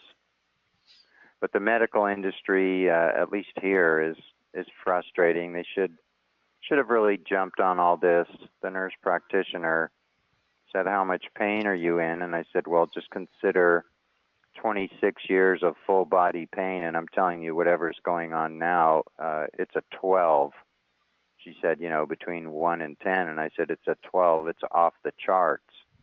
And if I wasn't taking Kratom, it would be unbearable. What's Kratom? It's a natural opiate that comes from Southeast Asia on these 100 or so foot tall trees. They harvest the leaves and dry them. That's really tall for a tree. It is, yeah. So it's a blessing. People that have been in pain, it was a TI that told me about it, and so I share it on my calls too for people that are. What's it called again? Kratom, and they pronounce it Kratom. Okay. Yeah, they're trying to get it taken off the market too. Well, they are, but you know, one of the people I bought from really had the best stuff, but he was a cocky kid, and he said, my dad's a millionaire, and he's out to become a millionaire. And so he ended up doing bad business and only sending 2/3 of the order that I paid for. So I reported him to my bank. But what he said to me was the politics going on and how many millions and millions of dollars that some of the upper echelon people are making, that they would probably deal effectively with the politics because the pharmaceutical industry can't patent it because it's a natural product. So he said if it became illegal, it would have been in May. So it hasn't become illegal, and there's probably so many people that need it, and you know, of course, people that have been chronically, you know, having chronic pain or don't want to take pain pills. They're just awful. Too many side effects.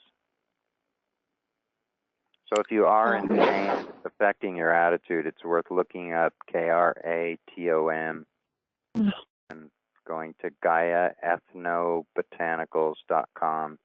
That's turned out to be the best consistent company with a fair price.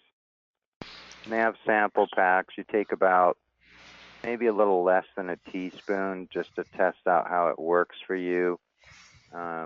If you take too much, it makes you feel tired, but it really knocks out, you know, I'd say 70% of the pain, really takes the edge off.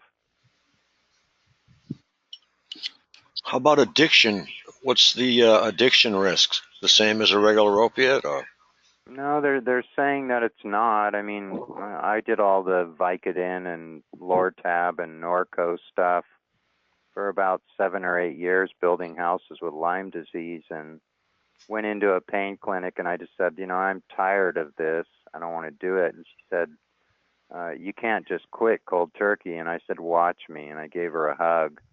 And I came back a week later, and I said, you know, here I am. I didn't really go through any kind of bad withdrawals, but I wouldn't say it's the same for every person, obviously. I have a very strong will, too, but I didn't really suffer, you know, and they weren't the kind of drugs that made you feel high so you wanted to feel good. Maybe you felt good for 20 minutes, but for the most part, with severe pain, you're just grateful for something that'll take the edge off. But the side effects of mood swings and all that, I don't find that with Kratom. Kratom actually gives you a good state of mind. You get a sense of well-being. Besides, if you're grouchy because you're in pain, because you're being tortured, it's a real blessing to have it take the edge off that pain and give you a good state of mind in the whole chaos that we're going through.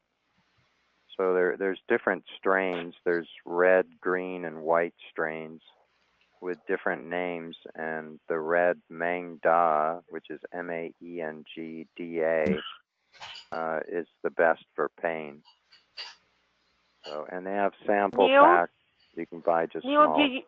Oh, go ahead. Are you there? Can you hear me? Yes. I wanted to ask you, what do you mix your kratom with? Do you mix it with something? Do you take it dry? Scotch. It's not very tasty. Scotch. Really. Well, I'd love to, but I stopped doing that years ago. How do you take yours, Neil? It's so powdery that, just cold water doesn't mix. You'd be stirring it for 5 minutes. So I just pour a little water through the coffee pot to get, a quarter of a cup of hot water and put it in. At this point, after taking it about a year, I'm using about a heaping teaspoon every couple hours.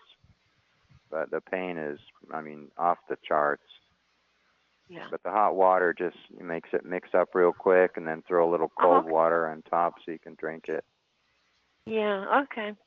I just kind of make a little paste out of it, and then I sort of slowly dilute it, because it's pretty, not very tasty. No, it's not. I get chills sometimes as I'm swallowing. I'm like, really.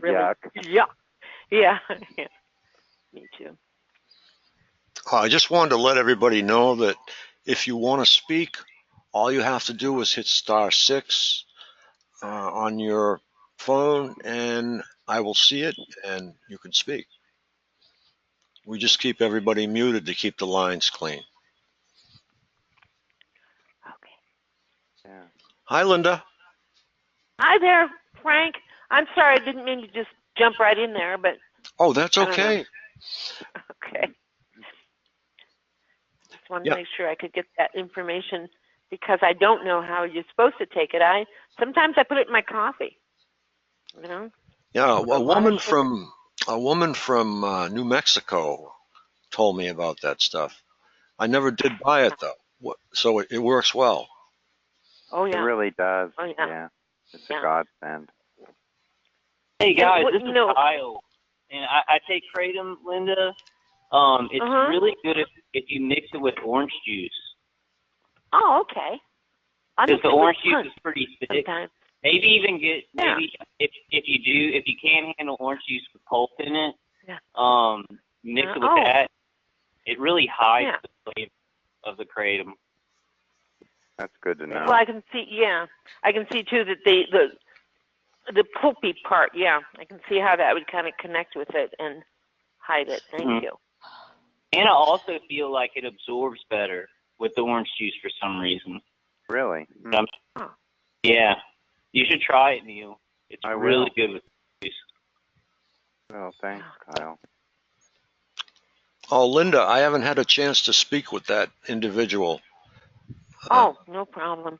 Oh, I was just outraged, as you can tell from my message, but I calmed down. Whatever is, what is. I can't stay angry at people. It hurts us more than it does them when we're angry, and it just doesn't make sense. So I hope it wasn't me. No, Barb.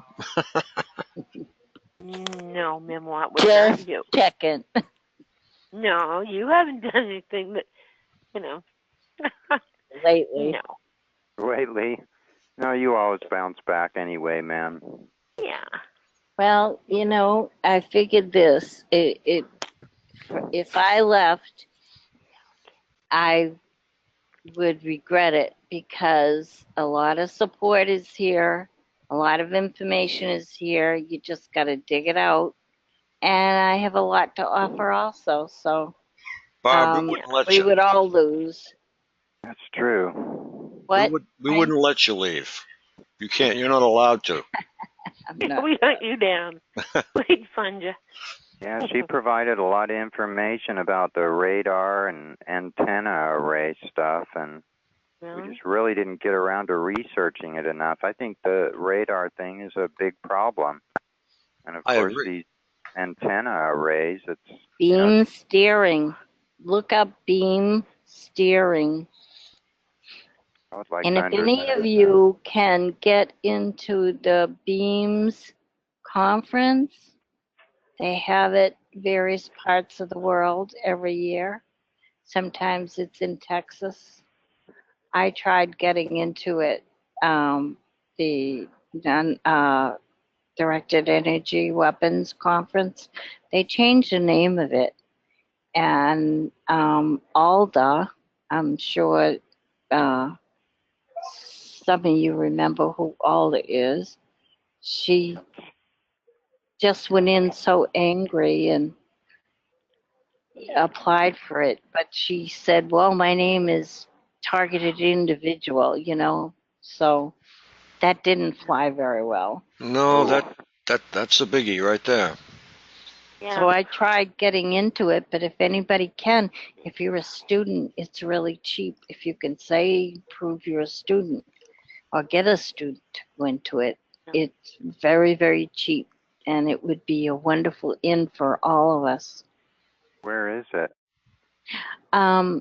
Usually they have the Directed Energy Weapons Conference in Texas or the Beams Conference, but they do change the locale.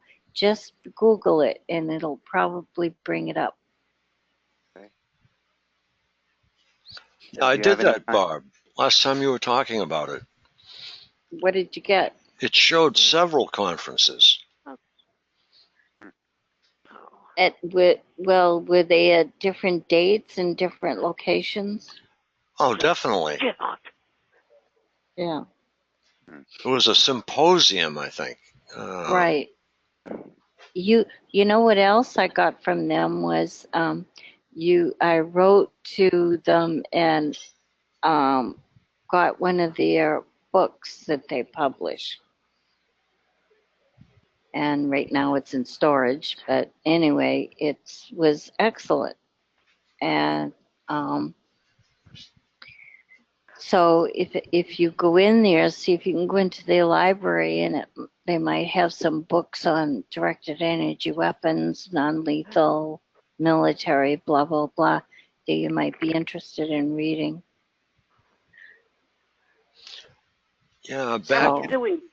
Barbara, how are you doing? Hi, Frank. Susan, let me tell Susan something, please. Oh, Susan, you sent me an email. Don't repeat it. Don't repeat it. No, I got it, but I couldn't reply to you. I could not get it out of my computer. Don't you have my email? Right, but it wouldn't. I Wouldn't couldn't go? get it. It wouldn't go. Oh, then you don't have it right. No, I just hit reply. Send it to MEMOIR 65. Wait a minute. Let me get up. Well, it's just memoir. I can't use your other email. All right, go ahead. I got a pen. MEMOIR MEMOIR, yeah. 65 65 at yahoo.com. Okay, I got it. I All right. tried replying to you every way but Sunday, and it would not work. They do that to me too, Memoir. All of a sudden awful. it won't work. Yeah, it is. Yeah. And it'll say I'm online. Well, they're screwing with my computer. I have no idea. I've been on the computer trying to get it to work. I get it to work, and then tomorrow something else, the pointer will go. Yeah. Linda, is your mail automatically filtered by Google? I have no idea. Mine is. I really don't. No, I wish I was a little more computer, knowledgeable, but I don't seem to be. There's an anti-tracker called Ghostery, and they've really worked on their stuff. For a while there, it was slowing my computer down, but they've done some fixing, and I'd say it's worth recommending at this point. What is it? It's called Ghostery. And what does it do? It's free. It stops trackers, and it shows you how many people are tracking you. Ah. Ghostery. GHOSTERIE. ERY. Yeah. Oh, all right. All right, Check that out. look at that. Even though I've been fixing it, I'll just make a Susan, comment. I think there's something that is attached to your email address that might be doing it. Really? Yeah, because I could send email out to other people, but I couldn't send it to you. Okay, all right. Yeah, I fixed that. I couldn't get any emails and I couldn't send. That went on this week too, but I fixed it. Every time they screw it up, it takes me a couple hours, but I'll fix it. Okay. Yeah, try it again because it's working now. That's All right. I have to just tell you something. I think you are 100% right with the radar. It's because I've been looking into the radar. You can do radar on the computer, you know. They could track me. It's radar tracking from the computer, from radar tracking now. Not only eye tracking, radar tracking. And I think that's the thing that I got dizzy from. Yeah. And I thought they would, because radar, you know, you get hit with radar, you're going to get dizzy. It hurts too. It rings in your ear. Yeah. You can hear it coming at you. They're doing a lot of very bad things, you know. They sure are. Inside our homes, they got to track us in our homes. Give me a break.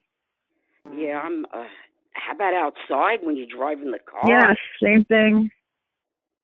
Well, no, it's normally when I'm in my home or in my yard. You know? With me, it's all over in the car. You know what they asked me? I was waking up this morning. Are you going out?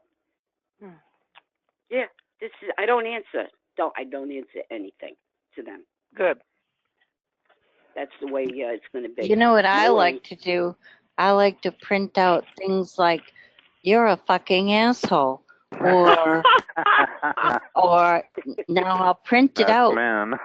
but I'll hang it on my wall next to my head because I know that they're using through the wall camera, and I want them to know, like Bill Binney, what absolute animals they are. What gives anybody the right to do that? How can they, how can they do this? Well, we're supposed to be the bad people. It's not like I got anything in the house they want, but they make it seem like that. They're getting away with it. Yep. Yeah, but it's radiating us. National security. It's under national security. That's why it's covert. NSA. It's Maybe all there's covert. a friendly version of the spies. Maybe in Benny. I don't know. I think they're just whistleblowers, right? I don't know. I just heard someone say something, so. Are most people on disability? No. That too. I'm not on disability. I'm not a whistleblower. So it's randomly picked. But in general, are most people on disability? They are, aren't they? No. Most TIs, you mean? Most of us? Yes. No. Yes. I don't think so. Linda, you want to take the ball for a second? I got to make some coffee. Sure. Okay, thanks. Oh, hell. Except I've got no control over the board, you guys, so be good. It's everything. It's insurance fraud. It's divorce. It's asset stripping. It's whistleblower. It's activist, dissident. It's random. It's whatever they want. It's going up against large corporations like hospitals. Right. Workers comp. Suing a lawyer. Or right. Suing a lawyer, which is what I did. If you go up against somebody powerful, and they know they can. Even if they win, they're still mad and they still go after you. I think the guy that I sued blamed me for ruining his reputation, or something like that. It's a third jet over my house. I'm sitting on my front porch. Just got home. overhead drone immediately coming in. I mean, what do they want? Since they can see you, they got cameras everywhere. What do they want? Oh, and here comes another one. 4. In the course of 15 minutes. I've started keeping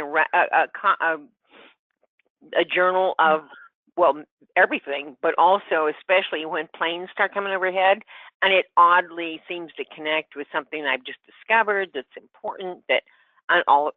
It seems almost like I can't believe that's really happening. It's like, no, they're not. What I'm saying is just not that important. But apparently, I don't know what it is. I think they come over. I think that's too when they're resetting something in your house. I think they're doing it from the air. Yes, they have the capability of doing that. Absolutely. Yeah. They used to do it themselves from their house. But as soon as I wake up in the morning, I hear the drone go over, the refrigerator clicks on. You know. Yep. That's what I agree. Yeah. When my power was out time after time after time, and interestingly enough, now the targeting is worse. Now that they did that 4 times, turned the power out completely, and I had a lot of airplanes coming over right after that. I'm thinking on me and everything. Right. Well, it's military practice home. I too. can't really talk now. Is it better for you, Barbara? Is it better where you are now? No. It's just exactly the same. If not worse, it's just constant now because I'm on a very busy street. Whereas before, if it was really busy where I live, I lived on a circle. You'd notice it. Here, it's just part of the everyday traffic because this is a real busy street. And I get hit all the time. I live on the 3rd floor, so the roof is right above me, and I get it coming from the roof. And across the hall is a bathroom, and we have 2 bathrooms here, and they both have locks on. You have a key to your own bathroom, right? So what they do is they lock the one that I don't have a key to, put a device in there, and aim it right at my bed. Oh, man. Yeah. And I can't get at it because the door's locked and I don't have a key to it. Jesus. Lovely. So I'm getting hit all the time here. Oh, by the way, today I went up to my lockup.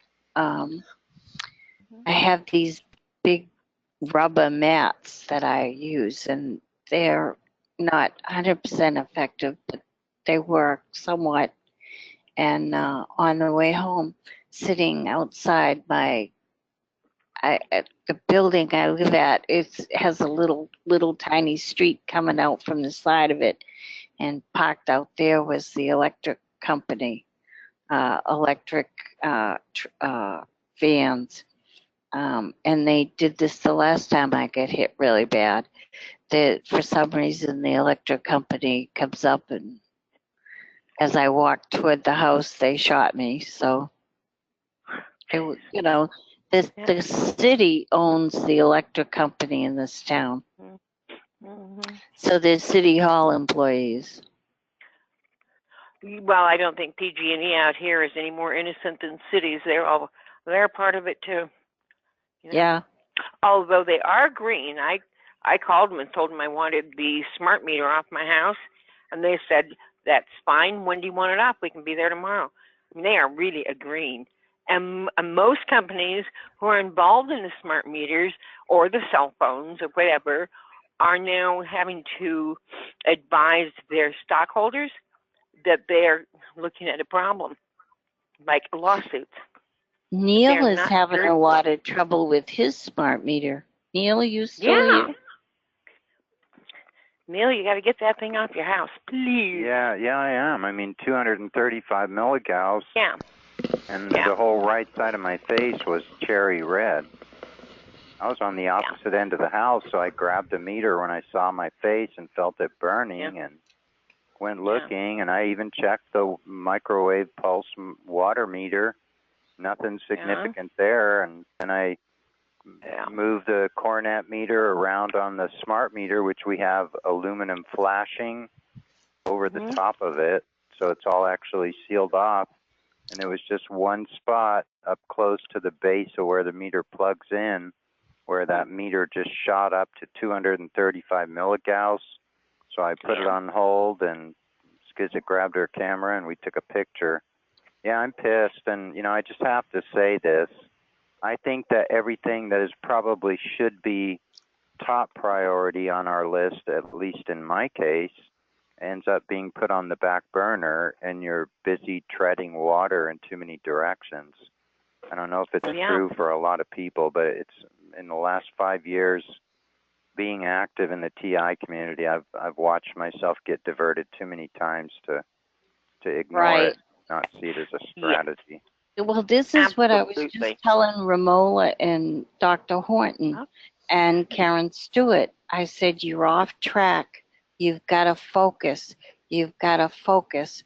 You can't go on to these tangents where you're just spinning your wheels. And I don't think they were happy to hear me say that. But, well, it's true. It's true. Oh, yeah. Everything is controlled by the meters. Everything. They're digital. Think about it. Yeah, and Neil, trust me, when you get your smart meter off, you will notice a difference. Good. Really. I'm ready. They came 2 years ago. They came late morning, and out of the blue, I hear somebody, a big commotion in the back of the house, which the damn meter is in the bathroom of the master bedroom. It's right on that wall. And I come running out of the house. I'm like, who the heck are you? And they said, oh, you know, we have orders to take the meter off and to put the new digital one on. And I was like, well, I'm not approving that.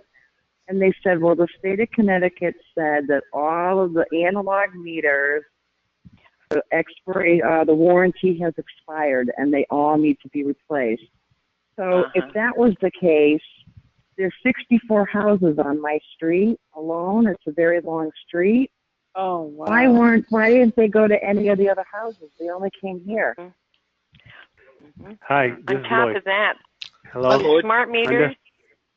Huh? Hey, Linda, this is Lloyd. Hey, hi, Lloyd. Hi, how are you? Fine, how are you? In Hartford, yeah. My house was the only house on the street that did not have a smart meter.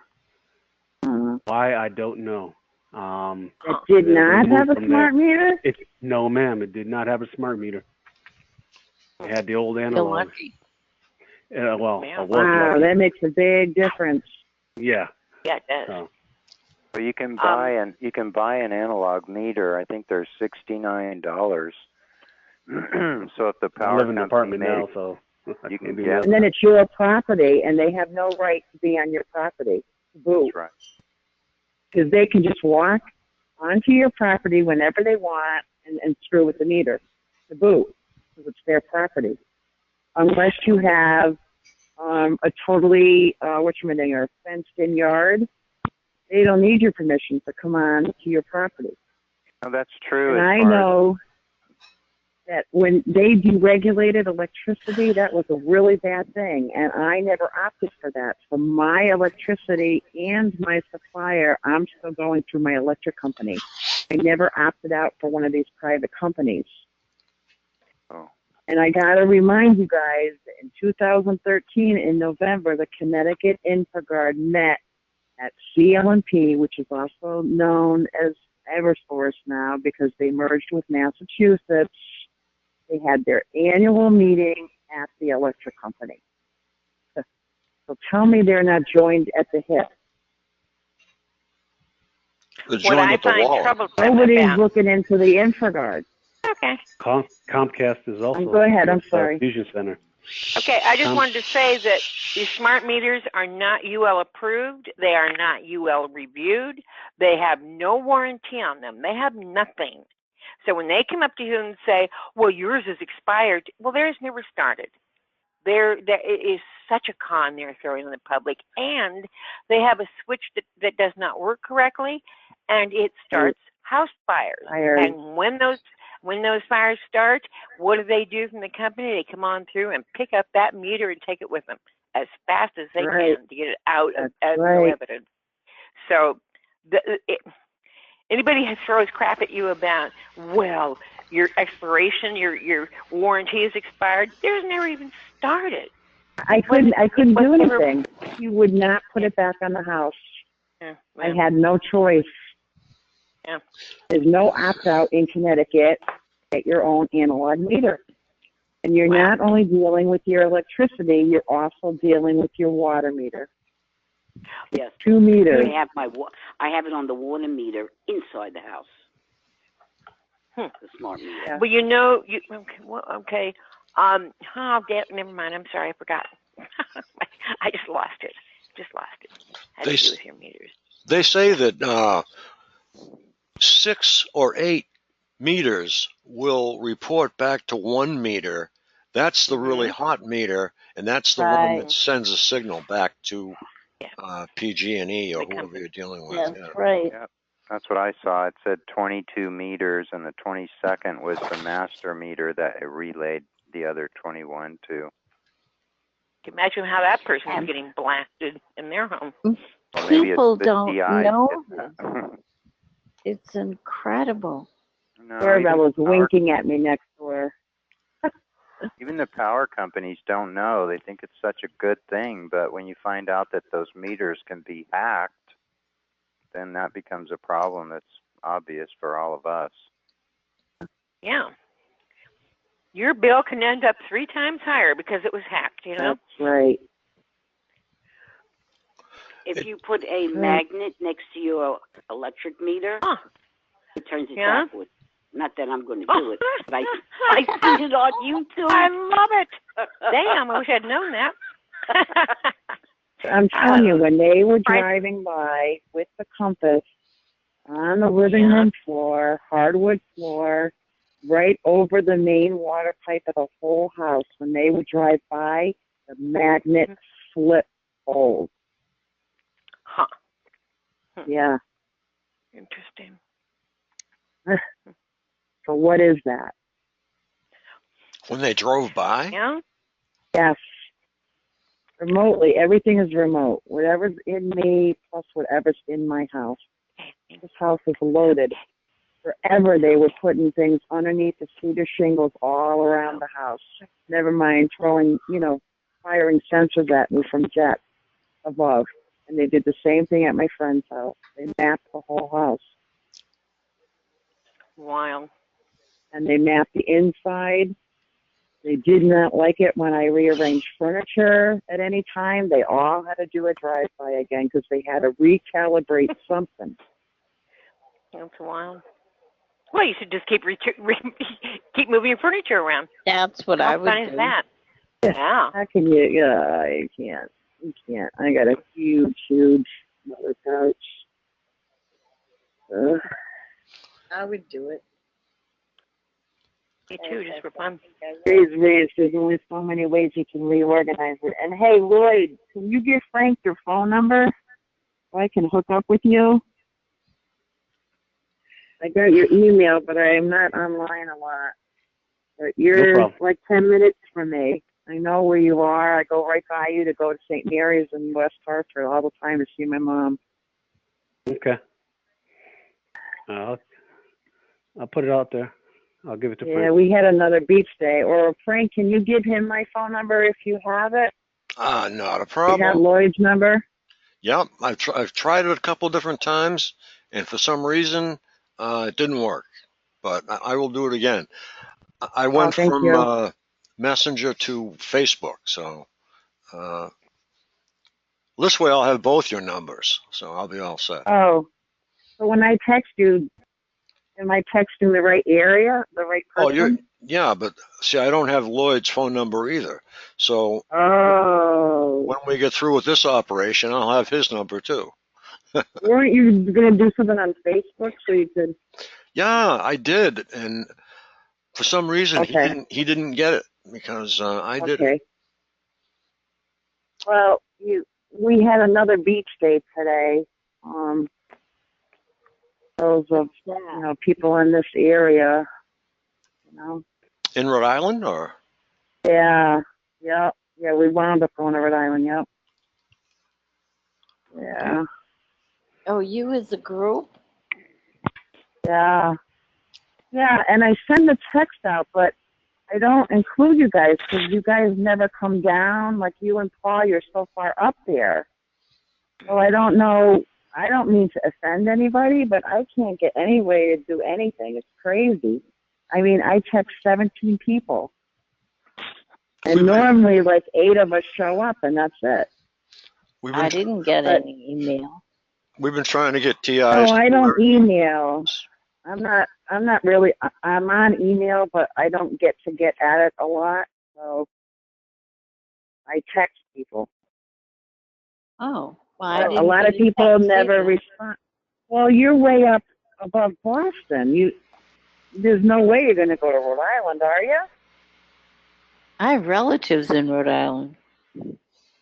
Yeah, but we go to the beach like 2 days in a row. We try to. 1 or 2 days. It all depends. I have a lot of relatives in Connecticut too, Stratford, Connecticut. A lot of relatives. Oh, that's on the shore. Yeah. I'm in the middle. It's very hard to get people together because everybody's everywhere, They don't make it convenient for us, that's for sure. We need to have a central point that's in the middle of, we'll say, somewhere around Braintree or somewhere closer to the North Shore or a little bit farther west. I'm not sure what's going to work. Yeah, but that doesn't work for the people in Connecticut and Rhode Island. Exactly. I mean, I've been up to those meetings in Arlington twice. It took me over 3 hours to get there. I can't do that all the time. Nobody ever comes to Connecticut. It's like, you can't do it. 6 hours driving, you can't do it. Yeah. The only way we could probably do it is to try to get a cheap place and everybody crash there and have 2 days together, and then you got to deal with personalities and it's not easy. Everybody's different, Not easy being green. Being what? It's not easy being green. Kermit the Frog. What does that mean? Kermit the Frog. That's frog. That's just a frog. I feel more like a mouse or a lab rat. Remember Miss Piggy and what? Who was that? Memoir. Who was that? It's not you. I'm sorry. How many people have people with doorbells that are orange? They all switched out their door. They all got their roofs done, their gutters done, their driveways done. A lot of them replaced their windows. And everybody used to have white doorbells. Now the houses that are around me, everybody's got orange doorbells. Does anybody else have that? You realize those are cameras, right, you guys? As they drive by, they remotely trigger them. Well, I have a black in their yard, doorbell. and then all they do is drive by and click. There you go. I have a brass knocker. There you go. That works. I haven't seen that yet. Oh yeah, I have got one, people's but doorbells. It started with them. They all got new lanterns too. That was another thing. Mine is there for security purposes, so I can see who's at my front door and take a picture of them. Well, that's good. Yeah. Am I allowed? Damn it. Somebody was talking. Oh, go ahead. Go ahead, Bob. No, go ahead. Someone was talking about the best lock cylinder to buy. And out of all of them, Medico is the best. It's about $80 a cylinder, but it's well worth it. They cannot be picked by the best. Yeah. Medico. Can I say that my locks have been picked on my cars in my house on every house and every car I own for the past over 6 years. And I talked to a detective one day in Albuquerque, where I was first for 5 years, and he said that these criminals can pick any lock. He said, and I've seen them do it where they stick a key in my keyhole, and it has a light or something that picks up the grooves of the key shape when it goes inside of the key cylinder. Oh. Well, Medico locks, the thing is, the little, you know how you look at your key and it has little things go up and down, that it fits the cylinder, it fits the same little things that go up and down inside. Yeah. Medicos are all turned one way, then the other, then the other, then the other, so they can't be bumped. They can't have somebody do exactly what you're talking about. Really? Marcus. I have to get like a twisted key or like a Jaguar where it's grooved on the side and the top. Yeah. Well, try Medico. Like Frank said, they're about $80, but they're worth it. That's just the cylinder too. That's nothing else. Yeah. Yeah. Really? Does it go in the car or in the house? In the house.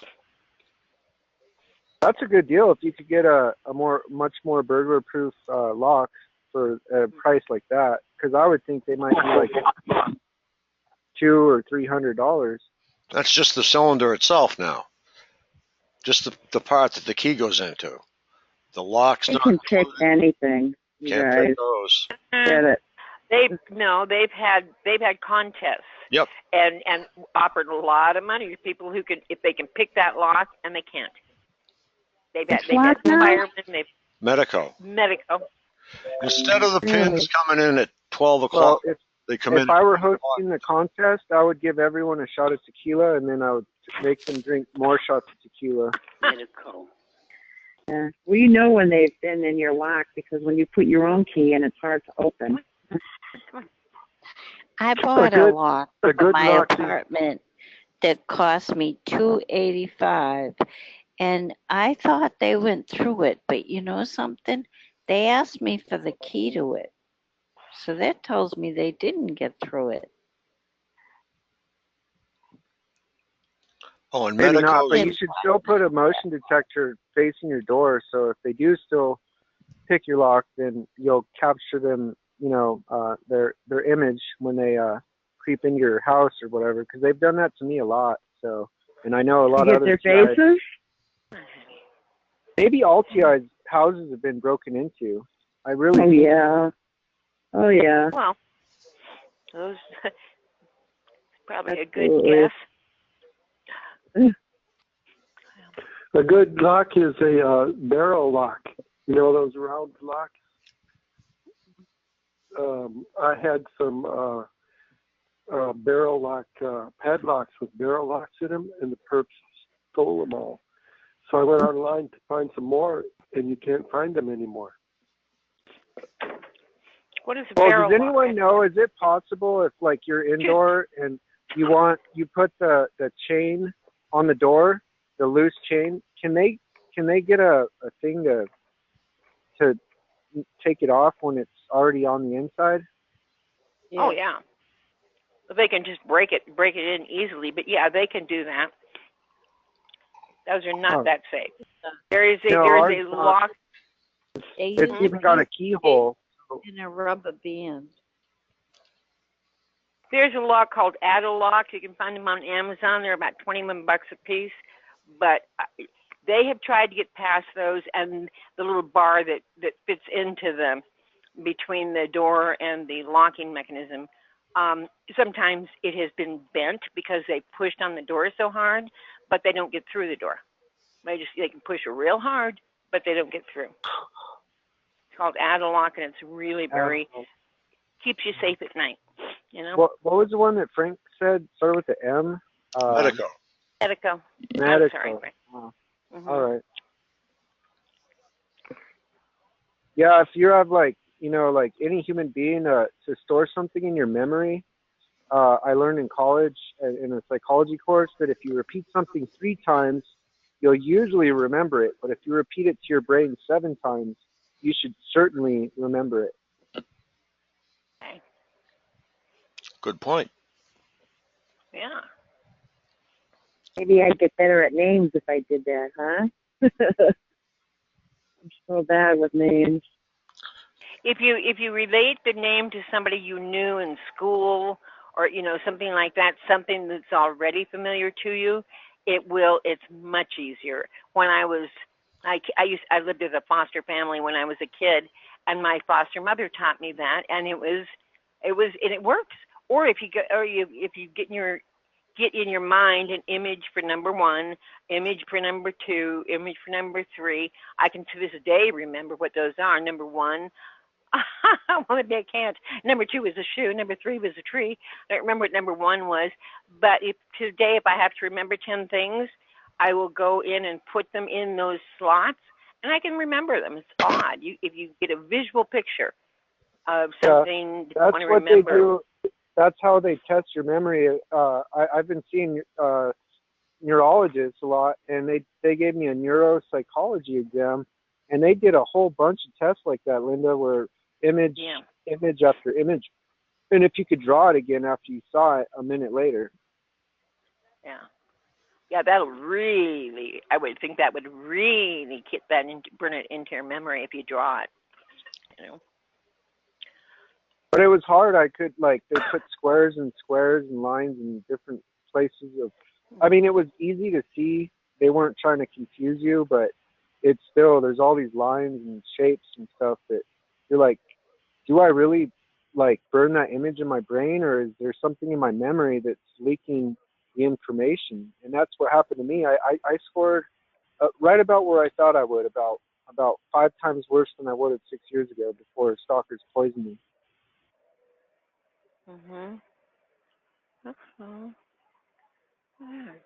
At least I know, though. At least I can talk about it, and I'm not, incapacitated. I'm just a little damaged, like most people, but a little more damaged than most people. If anybody's getting continual break-ins and they feel that someone's coming in and just moving something around, get a nanny cam and put it in a plant or something like that. And you'll be able to get a visual of them. Not a plant, though. You got to put it in a dry spot because electronics fry real quick in moisture. Well, I don't mean realize that once they got your house mapped, you don't need to come in anymore.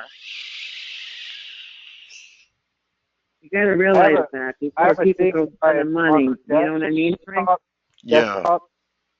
And it's like a wicker basket, but it's upright, and it goes like a foot tall, and it's only 3 inches wide, and it's got 3 different slots.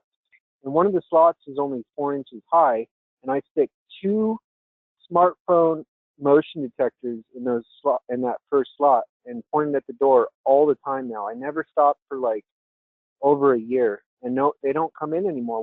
2 times they turned off my surveillance and shit went awry in my house, like poisoned food, destroyed speaker, stereo, destroyed TV, missing items, like missing socks.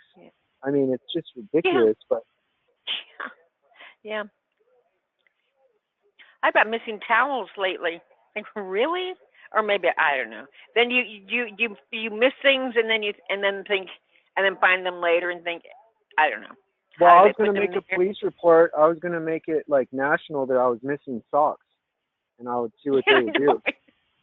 Yeah. Did you make that report? No, I'm just missing kidding. socks. Well, one time I had several pairs of tennis shoes. I used to run up and down this area in Manhattan Beach for years, and all of a sudden, the left tennis shoe of every single pair was gone. And I had housekeepers at the time, and I asked them to please look around and see if they could find them. They couldn't either. They came in and took the left I mean, really? And I go, were you going to report that to the police? No. Is that something just to let you know they're there and doing something? Yeah, they'll say, oh, this lady lost a shoe, and she's calling the police about it. Right. Right, exactly. We make ourselves look stupid. And they can make you see things too. And you get they made me see a chip, but they couldn't visualize it correctly. And I got scared at first because that's the first emotion you're going to have. And then I thought about it. And I says, they didn't even make that visual correct. I don't remember a chip looking like a slab of a rock. Yeah, this is what they do. They could visualize shit, but they never get it right. Make you see things. I try to ignore it. What else can you do? That's funny because they can start projecting dreams in my head in about 5 minutes after I fall asleep. And they, most people think that you need to have REM sleep to have dreams, but for me, even before I was targeted, I'd start having them just a few minutes after I fell asleep. But the perps do it too, and they actually were bragging about it today that they thought that they planted a good dream in my head. I was like, yeah, okay, it was mediocre. Yeah, they do the dreams. They're awful. That's really an invasion of your brain. Mm-hmm. That visual reality crap.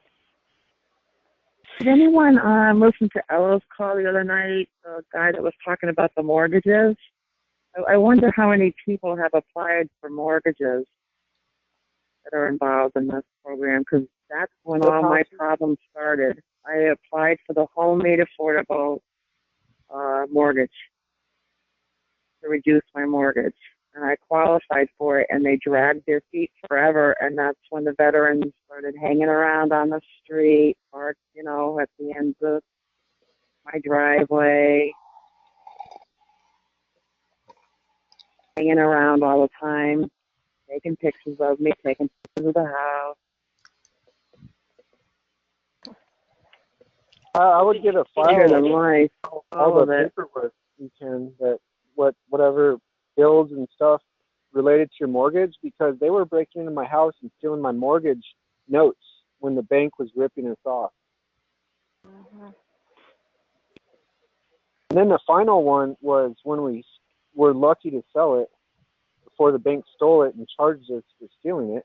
We beat that. It didn't come to that point. We came out with $40,000 from a $500,000 house, and but I had a red binder, or a folder, that had all the property rights information and letters to neighbors about me using our water rights, and like just a few weeks before we moved, that folder disappeared. So you gotta point a motion. You gotta block all your doors and put a motion detector at one single entrance, and otherwise they'll keep breaking in and gaslighting or whatever.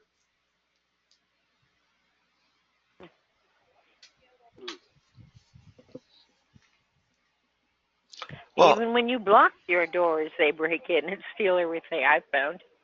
Well, if you take a photo of how you blocked your door, then that's pure evidence right there. And that holds them back. That holds them back. It totally has. I don't know how it has, but I'm lucky, I guess. They weren't that brazen. They had some respect for me trying to protect my property. But other than that, they probably would have. I have never had that problem. Thank God. But there's always a first time. They use you against you. Whatever's going to bug you, they're going to do it. For me, and then putting me through breast cancer and everything, it was privacy. That's the biggest thing they take from me is privacy. Yeah. I haven't had one moment's privacy in almost 6 years. 6 years. Yeah. Ditto. Me too. February 2011. Our targeted started in 2011. Me too. Me too. A lot of people in Connecticut, 2011. We need to get together. I was in New Mexico. I don't know. The 2011 club. That's a big year. I found out, I was going through my papers, and I found a paper where I had my surgery for my sinuses. It was in 2011. I thought it was 2007 or 2008, but it was in 2011 when I had my surgery. I had sinus surgery in 2007. And that's when I got fired, too, the same year. April 2011, and then I got fired from the Wadsworth Athenaeum in October 2000. That's spies. That the spies in the medical industry combined and slipped something possibly like in 2008 they slipped cochlear implants in me and I felt it. They pierced my cochlea and I felt it and I wanted to punch that medical assistant that was looking in my ear and I walked out of his office real quick. But that's when it started. That's like when it really, I think, the rabbit hole opened up. And then I didn't get targeted until 2011.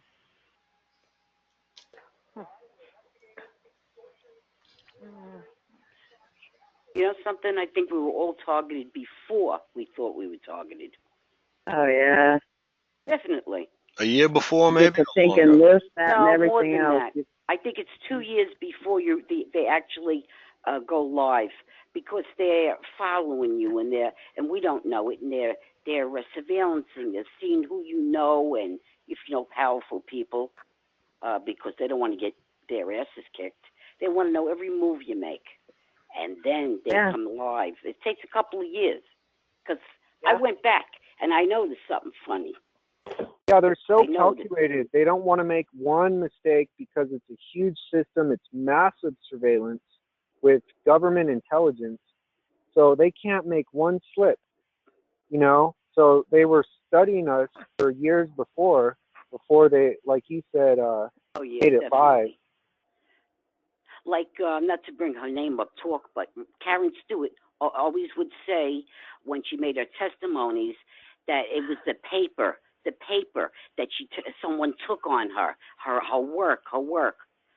And I thought about her testimony. I said, wait a minute here. They were targeting her probably before, but you didn't know it. They plan these things. You know what I mean? Like that. It's deeply plotted. Yes. Yes, they plot. So we're not going to realize it until they come out. So they did me. They came out in 2007, but they really was, they really surveillanced me for a couple of years. But how do we have TI? You know, like the people like the Feds, the FBI. They've been bugging people's houses with wired bugs since like when, like the 50s, or I'm thinking before that. I'm thinking like maybe the 40s. Where they wanted everybody to go digital, TVs included. So they had complete control. Anything digital can be had. Anything. Well, no, they can't. I was so paranoid once from them poisoning me that I thought they were even going to poison the ink in my pen.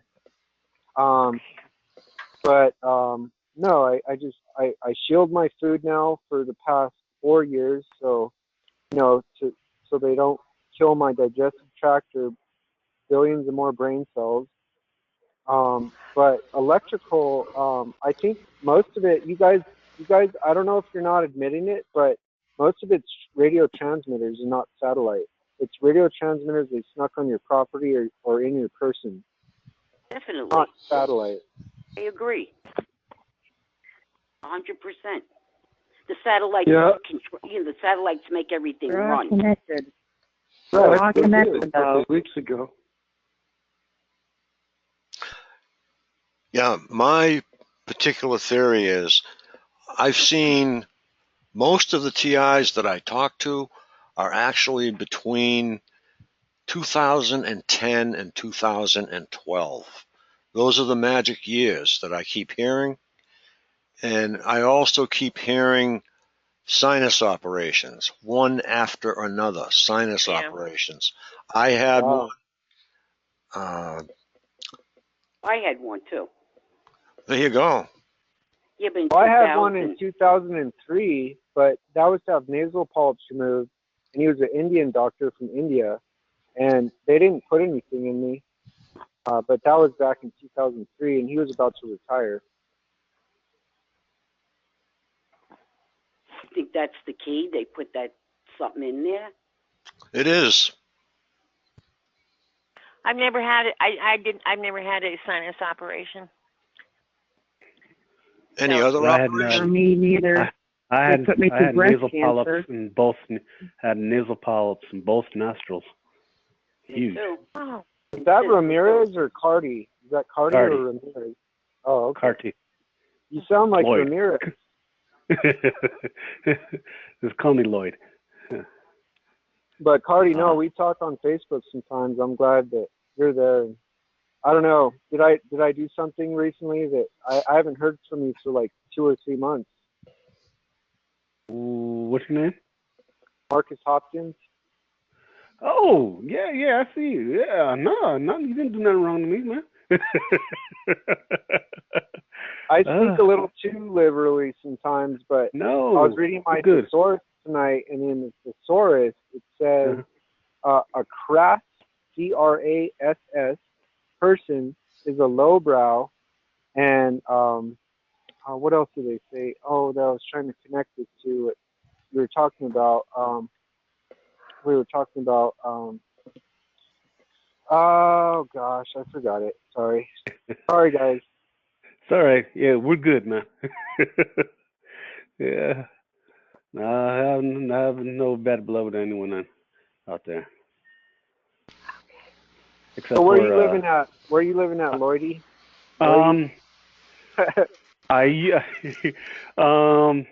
Ladies call me Lloydie. I was living on Deerfield Avenue in Hartford, and that's where the family home was, and didn't have any smart meters. And then financially, we lost our home, and now I'm in. You and your dad, right? You're watching your dad. Yeah. He passed away in the funerals. What? Past Monday. Really? Oh yeah. no, God, I'm sorry. Yeah. Oh. Mom and Dad are both gone, I believe. Yeah, I believe things are going on then. So there's certain things that I saw happen, and looking back on it, it's like, I hold them responsible. Can you maybe focus your attention on writing a journal? What you think that they did or possibly did to your father? Yeah, I can. I got a recording of him talking, and you can see the difference in the voice. It's more like metallic. When you record your voice, you sound normal, but this didn't sound normal at all. So yeah, I'll try to post that on Facebook. So is it like they were making him sound senile? Because he had dementia, so he was easy. Whenever I recorded, that's when he talked. So yeah.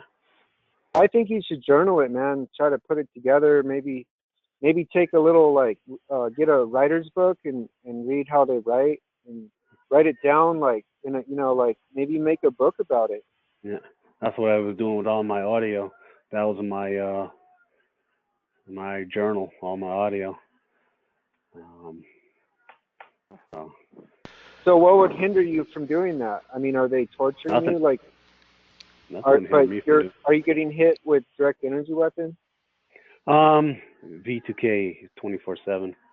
I even woke up to it this morning. So, that's because I'm in the house most of the time, so that's what I'm getting. Don't answer it. Really? That's a bad thing. They question you like crazy. Oh, you know what you do? Get a tape recorder. I'm gonna break out a tape recorder. And you can go. No, because I made audio recordings and I put some on Facebook. They're on my my videos section. One of them is above from the refrigerator, so you can hear how the compressor's going on. You can hear the voice in the compressor. So. Yeah, they do that. They'll grab a sound from the room, mix it with their voice, and then send it back down. Mm-hmm. That's one of the things they do. That happens to me way too much, Frank. They radio heterodyne and replace words off our TV all the time, like everything, like every word that comes out of the people filmed on TV. If I'm in another room they do it all the time. But if I'm just staring at the TV and trying to like lip sync, then they stop it. They cut it out. Yeah, so they're replacing words that you're hearing on that you should hear on TV with something else. Yeah, they'll do it with anyone. They'll do it with, like, it'll be guy over a female script, a guy, like replacing their words, like pretending to be her, and they're really good at it. They're so good at it that, you know, it's like they're beyond transvestite or synthetic telepathy. They're sick. You know why? There's a delay. Oh yeah, there is. If you even take your cell phone and like dial into this call and go into the call with a computer, there's a delay between the two. So depending upon the equipment that the perps have, they probably can add delay to it, or actually grab delay. Yeah, I was hunting it. I was like, what time did the NFL, is this NFL game live? Like the commentators and the sounds from the audience? Or is it like 2 seconds? Is there like a 2 second delay? You know, and then you call the FCC and they don't answer anything. They just push me off. There's more like 5 seconds, I think, in case, especially during halftime, if there's something that happens like to one of the cheerleaders that they don't want somebody to see, they have 5 seconds to get rid of it. Yeah, yep. I think it is about 5 seconds. That's what I was. That's the number I assumed. But the FCC also told me that no, it's exactly live. It's real live streaming, and I'm like, oh, now you're telling me just a big fat lie. Yeah, that's just in case they have a wardrobe malfunction. Who was on stage a few years back and Jackson? Oh yeah, Janet. Yep. And Justin Timberlake. Major malfunction. Well, you're right. It is the wardrobe malfunction. That's what they pin their foot. That's their pivot stance to begin with. And so if you go like some other person that's non-targeted and say, oh, well, this doesn't actually seem live. It seems like they're kind of like plugging things in around what I'm watching. And they'll say, oh, no, that's just so in case, you know, they use the F word. There's always a delay on TV for that reason. And in one of my audios that I recorded, I posted on my page, you can hear the people talking, and then in the background you hear the female talking. That's the one coming towards me, and the V2K. So how many people have talked to you, Lloyd? Is it Lloyd or Lloydie? Lloyd. How many different people have you heard through V2K, and how many different forms of V2K have you heard it? It's like 6 different. That's it? Female voices, a couple male. What are their ages? They go from like very young to very old? I will say, I'm guessing here like late 20s, 30s. Maybe like one male voice like a little older, and one male voice I caught on my phone where it was sound like the guy talking and then like a delay was a female talking, saying the same thing, but with a delay. So. But it's automatic. It's like they could automatically put whatever words in your head or in your ear whenever they want, and like throughout the day or part of the day, or how is it? All day. When I wake up, I'm there, and go to sleep, is there all day. Yeah, 24/7. Yeah, like I said, I woke up this morning and it was going on. in my sleep. Well, that's how TI. I think that's how we're going to blow this blimp up of the perpetrators targeting us, is because their voice to skull requires remote neural monitoring and requires hacking into people's electronics in their home and harassing them. That's how we're going to blow it up. But it's kind of, there's a lot of things involved with it, how we're going to explain it without being called schizo. I'm wondering, because one day I called Comcast. I'm like I see my cell phone's on my network. My brother and his girlfriend's there. Computer and cell phones were on our network. And then there were a couple others that weren't ours. So I wrote it down, and when I was talking to Comcast, I said, hey, can you see our network? Can you see what's on there? And if I can see, because I was using McAfee, this program for. Oh, the antivirus, right? Yeah, and you can see everything on your network. And I was like, these don't belong here. This is not my brother's, not his girlfriend's, not mine. So where is it coming from? Can't you see it? And I gave them I had the MAC numbers and the IP numbers. I gave it to them. They didn't do nothing. Oh my God. What's going on? I mean, what are you good for? I mean, yeah, you're providing a service, but it's not a complete service. Well, did you take, okay, so you should take a snapshot. I did. I got pictures. I got pictures. I took pictures of it. And video and pictures. I still have them. Are you still using McAfee? And I still have the IP addresses too. So use another antivirus now? Right now, I don't have any. I just got a new. I got the new Linux Ubuntu, on my laptop, and I love it. But they can still mess with it.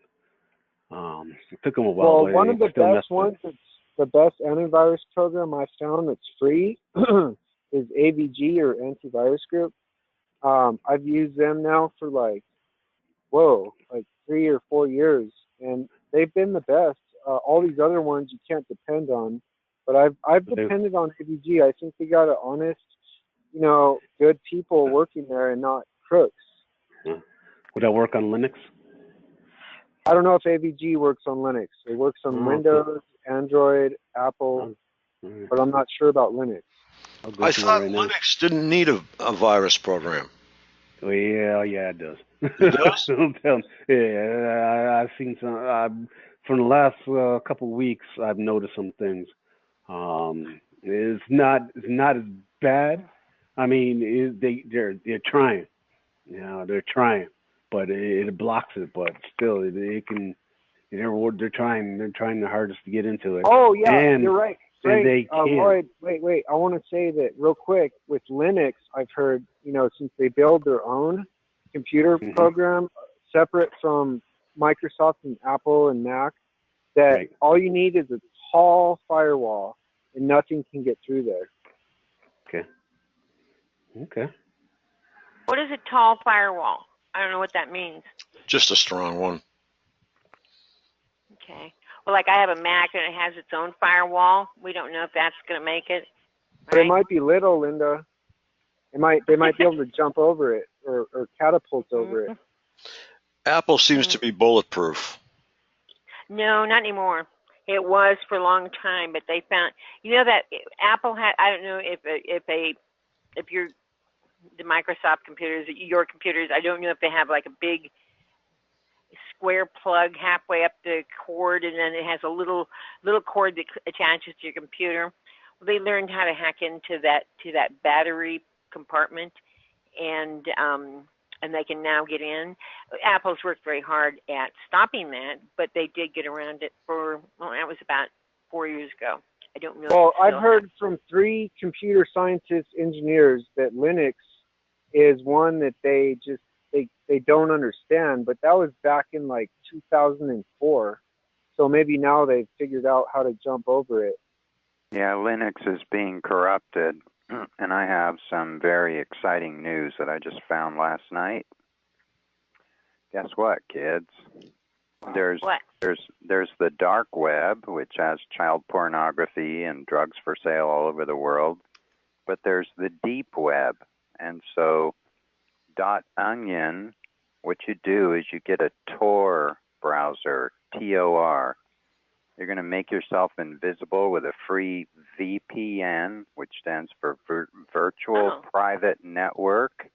Right. So put in DuckDuckGo for a search engine, and I think it's the first thing that comes up in the search when you put in dark web. That's all I did for a search. But here's the big news. This just baked my noodle. 96% of available information is in the deep web. Our mainstream web is only giving us 4% of what's available. Correct. Wow. I knew that already. Did you look up electronic harassment?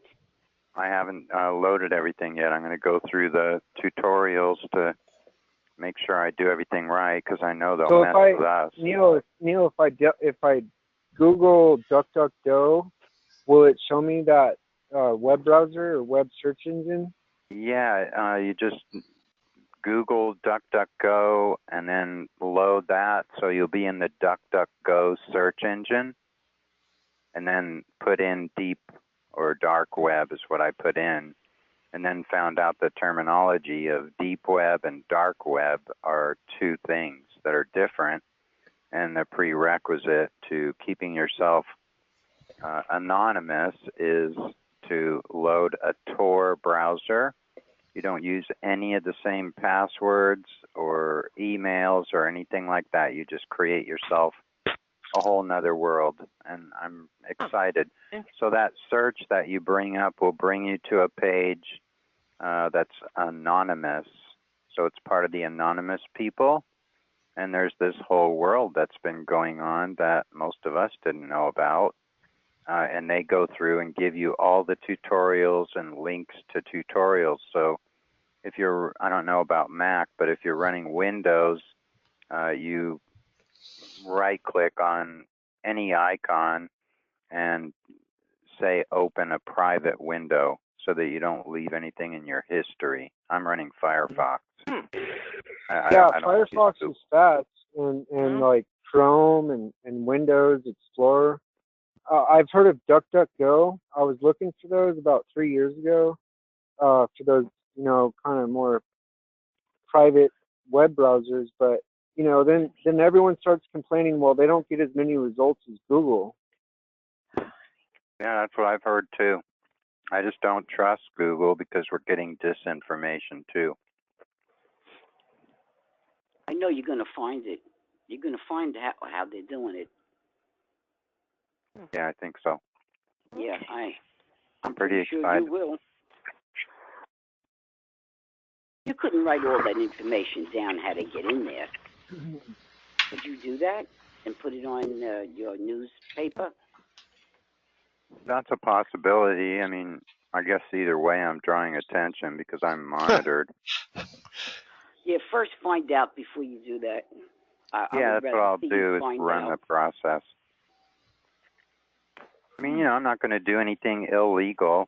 There was one organization that was doing some kind of a TV interview, and they were talking about the deep dark web and all that, and they ended up doing some research, and they found a child pornography ring, and they turned them in, and they got them busted.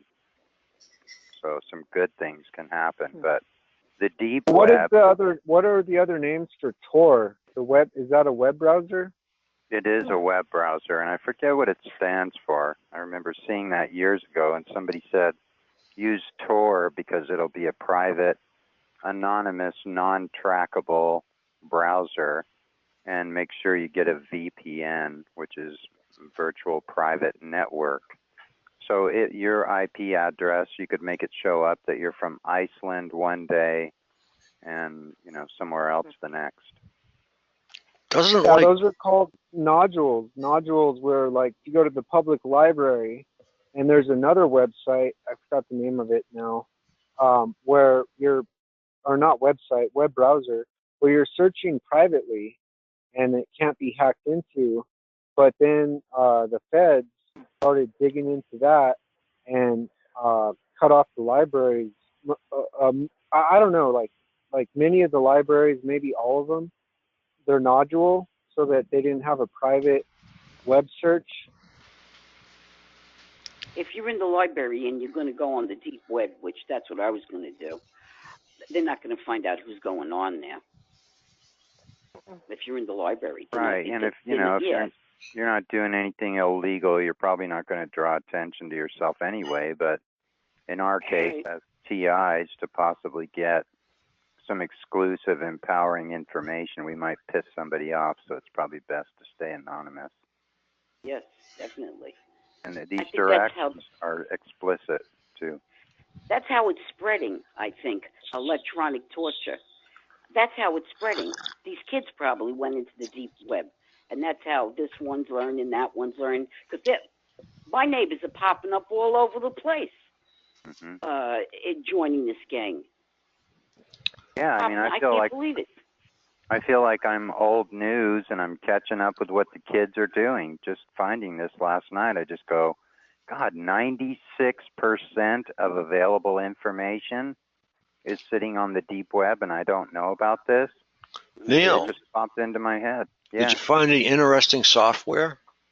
Well, I haven't looked yet. I've just got the tutorial page up, and it was 3 a.m, so I went to bed. But I'll report what I find.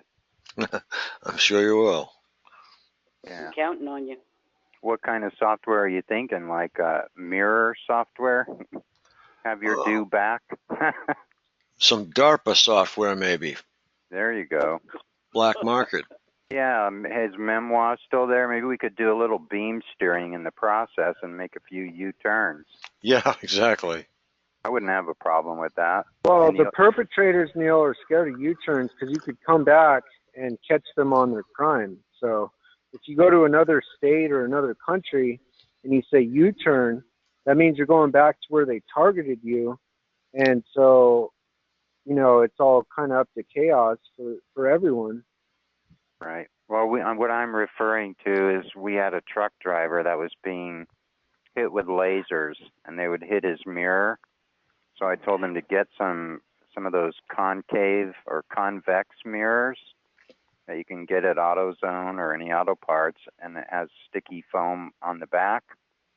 And you can get them like 3 or 4 inches square. And I said, put those on your mud flaps, on your semi, anything you can get away with. Toss a little extra bracket up on your mirror. Whoever's hitting you with laser, the chances that it's going to ricochet back to them rather than hitting you. And they stopped doing it when he did that. So what did they put on the rubber mud flaps again? About at AutoZone? Just convex mirrors. You know those little bubble mirrors that you put on your mirror to see? But if you put a mirror on your mud flaps, the cops are going to pull you over immediately. Well, yeah, you got to put it where it's not going to reflect and be obvious. He had to be subtle about it, but. Well, those little bubble mirrors you're talking about. So when I say U-turn, I'm saying, you know, if they're beam steering towards us, we can turn around and beam steer. We can alter it and make it go back to its source. Or you can carry I'm really a mirror. interested in this. You could carry a hand mirror. Well, I don't know if you have to hold it inside to reflect it back to them, because on the outside, people just seem almost every avenue of doing that seems like it's illegal. Like the cops will snag you. So some way to hold it inside yourself where it reflects it back to them. But we're already doing that because they have brain to computer, brain to brain computer technology. So whatever you're thinking is reflected back to them. And so that's one part of it, but then they're still on our tail.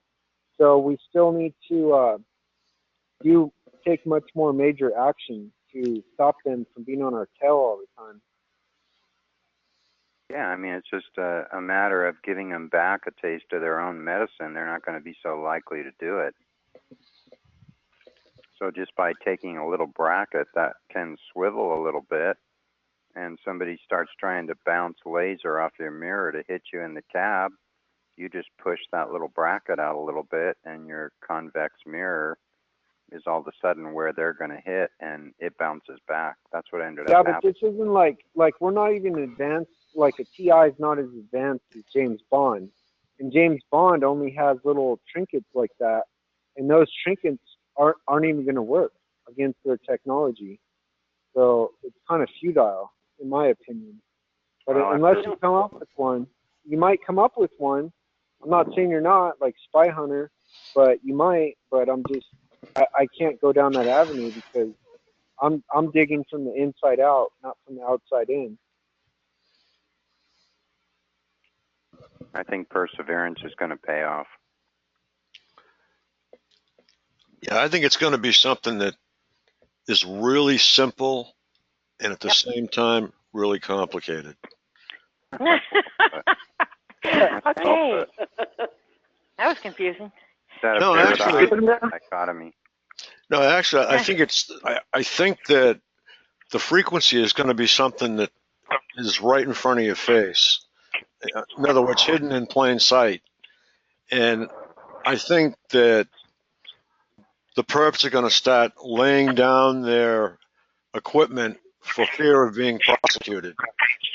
And I think we're going to see that very soon. Yeah, that's a good Personally, approach. I think they should be beat up. Well, at least. Well, I didn't want to go that far on the phone, but I'm there. Let me tell you, I'm there. They don't put no beaming at me when I'm in the car. Last week, twice they came right at me. They came right direct, trying to cut in front of me. So you hit my bumper? What kind of crap is that? Twice, 2 days in a row when I went out. 2 days in a row.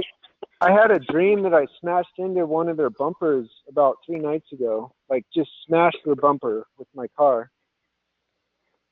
Mm-hmm. As I I said was turning on the left. call. Go ahead. Go ahead. I was turning left onto an on-ramp, and this guy gets over to my left as I'm turning left and runs right, like T-boned my car. Ran right into it. You know, and said, "Oh, I'm so sorry. I'm so sorry." Of course, he had no insurance, but that was weird.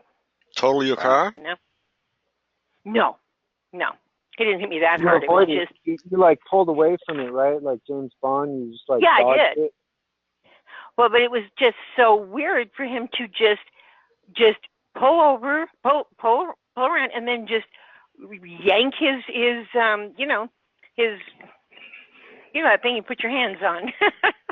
He had no steering wheel. He should have been arrested. Yeah. He should have been. Yes. Yeah, you should have called. Did you Well, call if the you cops? can see the perp's hands on the steering wheel, then you are already seeing a lot more than most other TIs. What? If you can see like someone like that, like what do they call them? Malicious, bribe, complicit, or another spy. If you can see their hands on their steering wheel, then you're already like a step ahead. Yeah, well, it was such a surprise. I didn't have time, and then I pulled over, and then he said, "Well, get out of your car." And I said, "I'm not getting out of my car. Give me your ID. I'll check out your ID." And of course, he had no insurance or anything. So what happened? You have a proper ID? Huh? Did he have to pay for your car? No. It didn't really dent. He just bumped me, but he came right at me, right, like perpendicular. It was so weird. So it was obviously, he intended to do it, He didn't really hurt me. I mean, when I say T-boned, I meant perpendicular to my car. They're training gosh, to do that. Getting chewed up by mosquitoes. They're in training to do that. I think so. 2 girls doing it. No way. I feel sorry for the next one because I'll be ready this time. I'll be ready. You go, girl. Definitely. Oh, they ain't getting away with it. One and then I'm going to come home and I'm going to bust his windows with the same there you thing. go. That's exactly what I'm going to do. He's One working. person One person said if you're dealing with people that are being dangerous at freeway speeds, get a balloon and fill it full of marbles and paint. And if you're being followed, somebody's riding your ass, mind. throw that out the window and hit their windshield with it. And you're going to be able to identify them real fast, aren't you? Yeah, it's going to be real fast. Marbles and paint. I had a friend who said I should get a paint gun because I do have people running around behind my house. She said, just get yourself a paint gun and just hit them with paint. Obviously, they'll be able to identify them. Yeah. I think carrying a paint gun in your car might be a good idea to get those people. Yes, you got to carry something. Yeah. Do you know, I got to tell you this. I thought about, I can't help thinking terrible.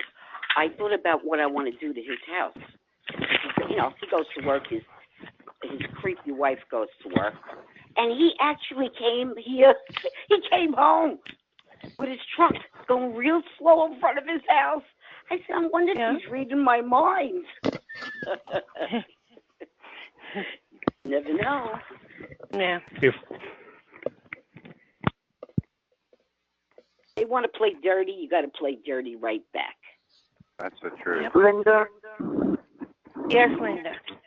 Hi there. I wanted to talk the whole call, but my person was in some sedated state instead of screaming on the phone like I'm screaming on the phone to you and John. Yeah. And so I need to say some things on this call about what's happening because I'm like this battle about being taken is almost over or it's over or something because I am radically messed up and we have radical control. And I'm just asking you to, whatever I said to you, to help me say what I need to get to the call because I am so scared and I am so beat up and I'm so tortured. You're not the only one. I get tortured 24 hours a day, 7 days a week. Okay, you're not the only one. We all get this. But you carry on. No, I don't think that at all. They're doing something different where they're killing my DNA. They're killing my brain, literally killing my brain. I had a neuroscientist. They're doing it to all of us. 24/7. It's not to the same degree. I know that's not to the same degree. I am not a whiner. You are a whiner. You are a whiner. We're here on this call to pick ourselves up, pick our morale up, try to figure it out, try to laugh a little bit. But you get on, and you're definitely a Debbie Downer. You're down and you whine. If you're a true target, let me start just giving information out there. So one of the ways that they control us is that our internal communication between our brain and our body parts is not the same as what it used to be. So when people like me who are really intuitive, that I was the same way, Sumaya is the same way, generally what they're going to do is jeopardize that. So you're going to think that everything is fine in your body, and it's not. Because the first thing they attack is our internal communication. Then they affect our communication with other people. So we think we're communicating the same way with other people, we're not. So I don't know who can take that up, but a neuroscientist can see that. So I'm going to share that. That's how they give wrong information to the people around you. So the people around you should know when you're in danger if they're a friend of yours, especially a 20-year friend. But if you're in danger, they're acting like nothing's wrong with you. Because they've affected the communication. If the people around you are your true friends, if the people around you are your true friends, you don't have to worry about them. They'll love you anyway. And that's what they told me. That's what my friends told me. They're not targeting. That's only true if the perps aren't targeting your relationships. I mean, Sumaya is very clear about it. They don't want to hear it. They don't want to hear it. I could never bring it up. Never bring it up. They don't want to hear it. Anybody that's in your life can be used as a hammer. Anybody in your life can be used as a hammer. I mean, Sumaya is really clear about that. This stuff has to be put on the back burner where you have people that are not targeted. You can't alienate people. Even what you do, you alienate. And we don't even like it. You understand? I know. You understand? I know that. Okay. I understand because my perps have done that on purpose. They said the first thing they were going to do was make me the most hated person on the planet so that nobody would help me. Not even another GI would help me. They said they were going to do that. We and make can't sure even that help happened. ourselves. How are we going to help you? We try, but you don't listen anyway. Do you shield up at all? I've spent $10,000 on shielding. Believe me, I have tried. So that. I have shielding whatever I can that works, but it has not helped me. Well, then you got to use your mind. Use your mind. Excuse me, could you turn your phone or your computer off because you're throwing a really Is that better? Big echo. Is that better? Nope. Hello, hello. Well, I'm going, Frank. Get a nice call. Oh, thank you so much. Bye-bye. Have a good night.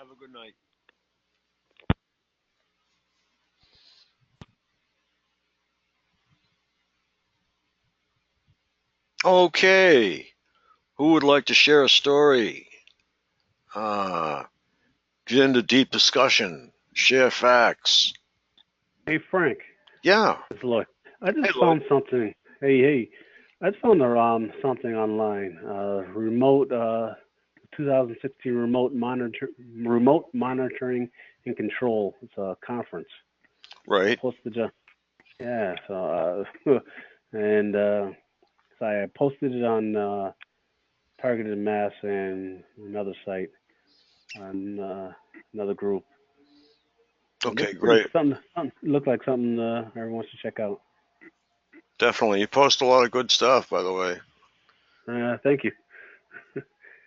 Definitely. Yeah. I got to do some reading myself. Catch up what's going on in there. Exactly. A lot of people post a lot of good things. Yeah. Okay. Anybody else have any good stories? Anything happening? Anything? I'll just mention that in the newsletter Skizit did this week. Yeah. There's a $450 full body suit. And to my knowledge, none of us have tried it out. She just found it recently. Is it chivalrous? Is it what? Like knight in shining armor? No, it's not shimmery, but it's got metal in it, and it claims to attenuate 99% of quite a wide range. I forget the specs, but it's like, 30 kilohertz up to 36 gigahertz. And it's also sonic. If you ground it, would it help it, or would it be the same as if you just had the metal there, the shield from direct energy weapons? Well, grounding has become more elaborate because I just recently was told that Canada is reporting about 100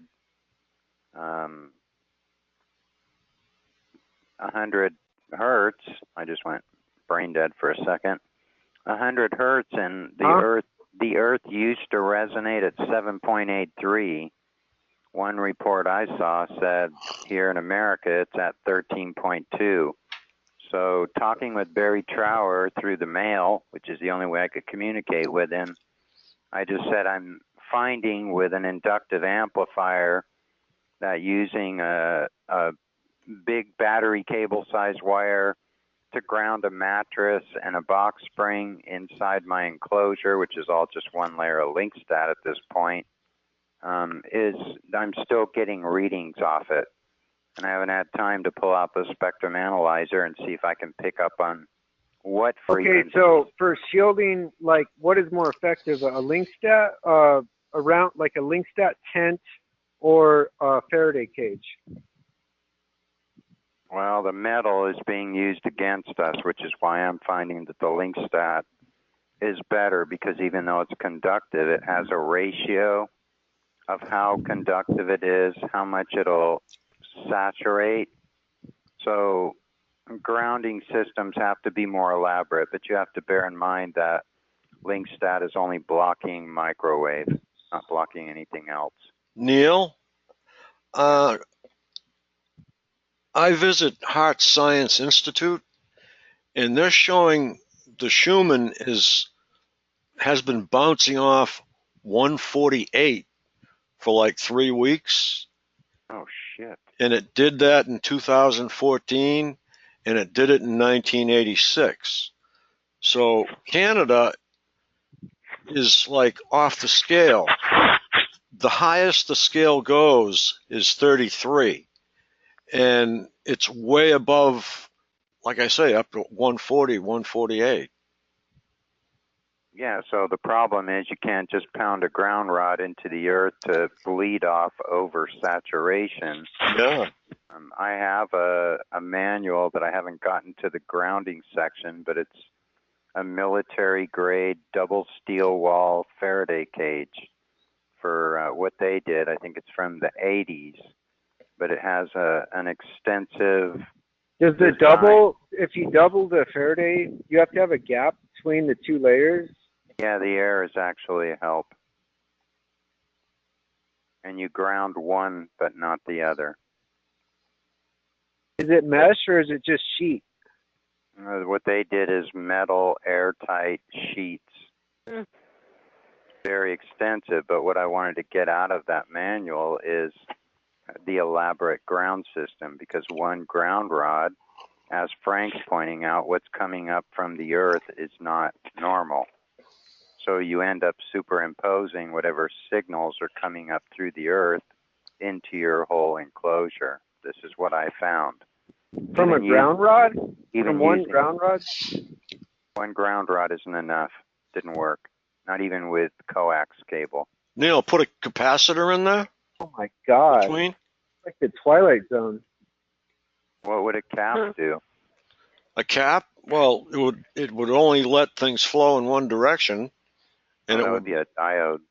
A diode, exactly. Sorry. I thought of that, yeah, and one of the semiconductor engineers said for some reason that wouldn't work, but I think it's worth a try, because if you could make it go in one direction.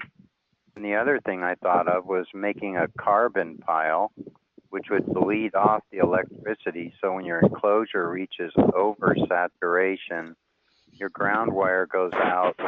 You would just like pound a 2 or 3 inch piece of PVC pipe or ABS, like sewer pipe, into the ground, even 6 feet, dig a little hole, pound that pipe down in there and fill it with charcoal, and then have your ground rod so it goes down through the center of the charcoal and the bottom part of the ground rod goes into the earth. I think it would increase bleed off. Well, then you have the connecting mat to your body to actually be effective. So I was listening to Dwight Mangum last night, and he said he needed 12 inches of stripped wire, 14-gauge wire. So you strip off 12 inches of the rubber sheathing around the copper wire and wrap it up in aluminum foil. And then he even went more eccentric and said copper. But I'm just strictly speaking of aluminum foil. So what's the difference between 1 inch of a copper connection for grounding compared to 12 inches? More surface conductive area will bleed off more electricity. So if you ran 100 amps through phone wire, it would melt it. But if you ran it through a big cable, it would take it and just get a little warm. So that's the reasoning. But the problem that Dwight's not seeing, because we have $10,000 in spectrum analyzers. What are you talking about? Grounding wire is not hot wire. It's not going to melt anything. No, you're bleeding off a signal, and if you put a multimeter on there in millivolt, you're going to definitely see electricity on your ground line. There's multiple problems going on with this that make it not as simple as what he's saying. First of all, so extreme, though. It's not going to melt. Nothing's going to melt. Like you put a grounding mat on your body. No, I'm not talking about melting. I'm giving you an analogy to show you if the volume of what's coming through that wire is too big, then you get a bigger wire so it can handle the volume. That's what it boils down to. So when you have power companies that are using fiber optic interface and running ELFs through their neutral wire, by grounding yourself to a 3-prong plug, according to R&D's research with $10,000 in erroneous spectrum analyzers, then you're superimposing the frequencies that are coming up through that ground, the house neutral ground wire, from the power company right into your body. You're turning yourself into a bigger antenna. You're right. I don't know. I think you switched subject though. I don't know, like, how much grounding power do you need to ground against the electronic harassment? Well, that's the big question. And so I talked with the Boeing engineer over at stopabductions.com, and he said a bare number 8 copper ground wire wasn't enough to help the people that he made Velostat hats for, that were going through all this kind of stuff too. And so they ended up using insulated wire. So I had some, 50 feet or so of battery cable for a car, stranded copper, and I hooked that up. And when I ran my but how do you apply the system on a targeted individual without going too much into science? The most I can tell you at this point is you're going to have to run more than one ground rod. You're going to have to use coax wire with the shield on the outside. The braided silver wire will go to one rod. The center conductor, that's copper, which is also shielded in that white Teflon material, which is great for shielding, is going to go to another rod. So you're going to have to put in more than one, and you're going to have to use shielded wire. And you're only going to hook up the center wire. I live in a 2-story apartment, so I have no right to stick down wires and rods down in the area around my apartment because it's owned by a landlord. So but if you look out your window and there's any metal pipes that are running outside lighting or metal rain gutters, and you can sneak a wire over and hook it onto that rain gutter and then go down to the bottom floor and take a little wire and run it right into the earth on just a small piece of pipe and hook it to that rain gutter. Now you've got yourself a sneaky. You're talking about that they're infiltrating the grounding wires. You need a secondary grounding wire to cancel out the first one that was compromised by being infiltrated by electronic harassment. Is that what you were talking about? Yeah, I'm telling you, the power company's neutral grounds are unsafe, so you have to use the earth, and you have to use more than one rod, and you have to use shielded wire. What about two grounding wire plugs? Like you have like everyone has multiple plug outlets in their house or their apartment. What if you put 2 in there? Is that going to make a significant difference? Yeah, it's going to turn you into more of an antenna because you've got more surface area going to you. I'm telling you, I don't know why people aren't getting this, because Dwight's a fucking engineer and I'm an electrician. That was our argument on a webinar we did. This really pisses me off because it's dangerous, okay? And so he said, well, I'm an engineer and I worked for BMW. He was trained by them to become what he became. And I said, we have $10,000 worth of spectrum analyzers. We're finding the ELFs that harm people coming through the house neutral ground. Don't do it. If you want to hook up to that wire for 15 minutes to bleed off the electricity and the free radicals, that's fine. But if you're going to put that thing around your wrist or your ankle and sleep with it all night, you're going to be putting ELFs into you. It's dangerous. You can't. So do you have like a curve? I sent Dwight a curve. I said, do you have a curve for how well we ground ourselves for protecting ourselves? Excuse me, they're making me burp. They put a transmitter in my stomach. Excuse me for getting angry, but this is dangerous, and I don't want anybody getting the wrong idea that it's safe to plug anything into that third prong of any house power. If you have a $5,000 Aronia and you can prove there's no frequencies, then use it. Go ahead, Frank. Sorry. Oh, no problem. Some electricians cheat too. Sorry, I lost my tongue, I guess. they'll use the common if they can get away with it. Whoa, that's enlightening. Or actually the neutral. Yeah, they're neutral, but the problem is when you open up the box and you look, the same bus bar Exactly. that all the white neutrals is hooked up to the bare copper. So neutral and ground. It's really just a backup safety is why they added it. It's only isolated on mobile homes in a power box. Yeah, and there's one screw that hooks them all together. It's a green screw, and you drive it in and leave it, and that ties them together. You have a choice of tying them together or not. On a boat, we would call earthing in the ground, we would call that subground, because there is no electrical activity going on, such as accessories or whatever. It's below the ground. You know what I'm trying to say? Yeah, I do. It's out of the circuitry. It's out of the circuitry altogether. It's purely isolated. just exactly. And that's how we'd bond all the through hull fittings so that they wouldn't burn up. Mm-hmm. But if you went up inside the box and you grabbed, we'll say, a 12-volt ground lead and ran it down there, you'd cook everything because that's within the circuitry. Right. Well, I take it that Neil Cabrera reads the chemistry book at least once a week. Chemistry book? Physics, chemistry. Very smart man. No, the more I learn, the more stupid I feel and the more hungry I am for knowledge.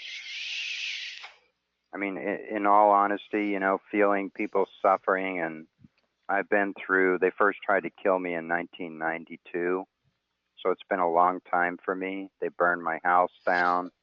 I've been dealing with Lyme symptoms and full body pain since 1990. So I really shouldn't even be alive, and I'm very driven to do something that really helps us a lot. So, thanks for the compliment, but just know that I don't feel that way. I'm starved for knowledge, and I research many topics as much as I can. And, when it gets down to physics, I bought that radar weaponry. I can't remember the title of the book. Radar and Electronic Warfare for the Non-Specialist book. It was $77. I can't understand hardly anything in there. So in the info pack that I've been working on for 4 years with about 30 topics, the radar section is still blank.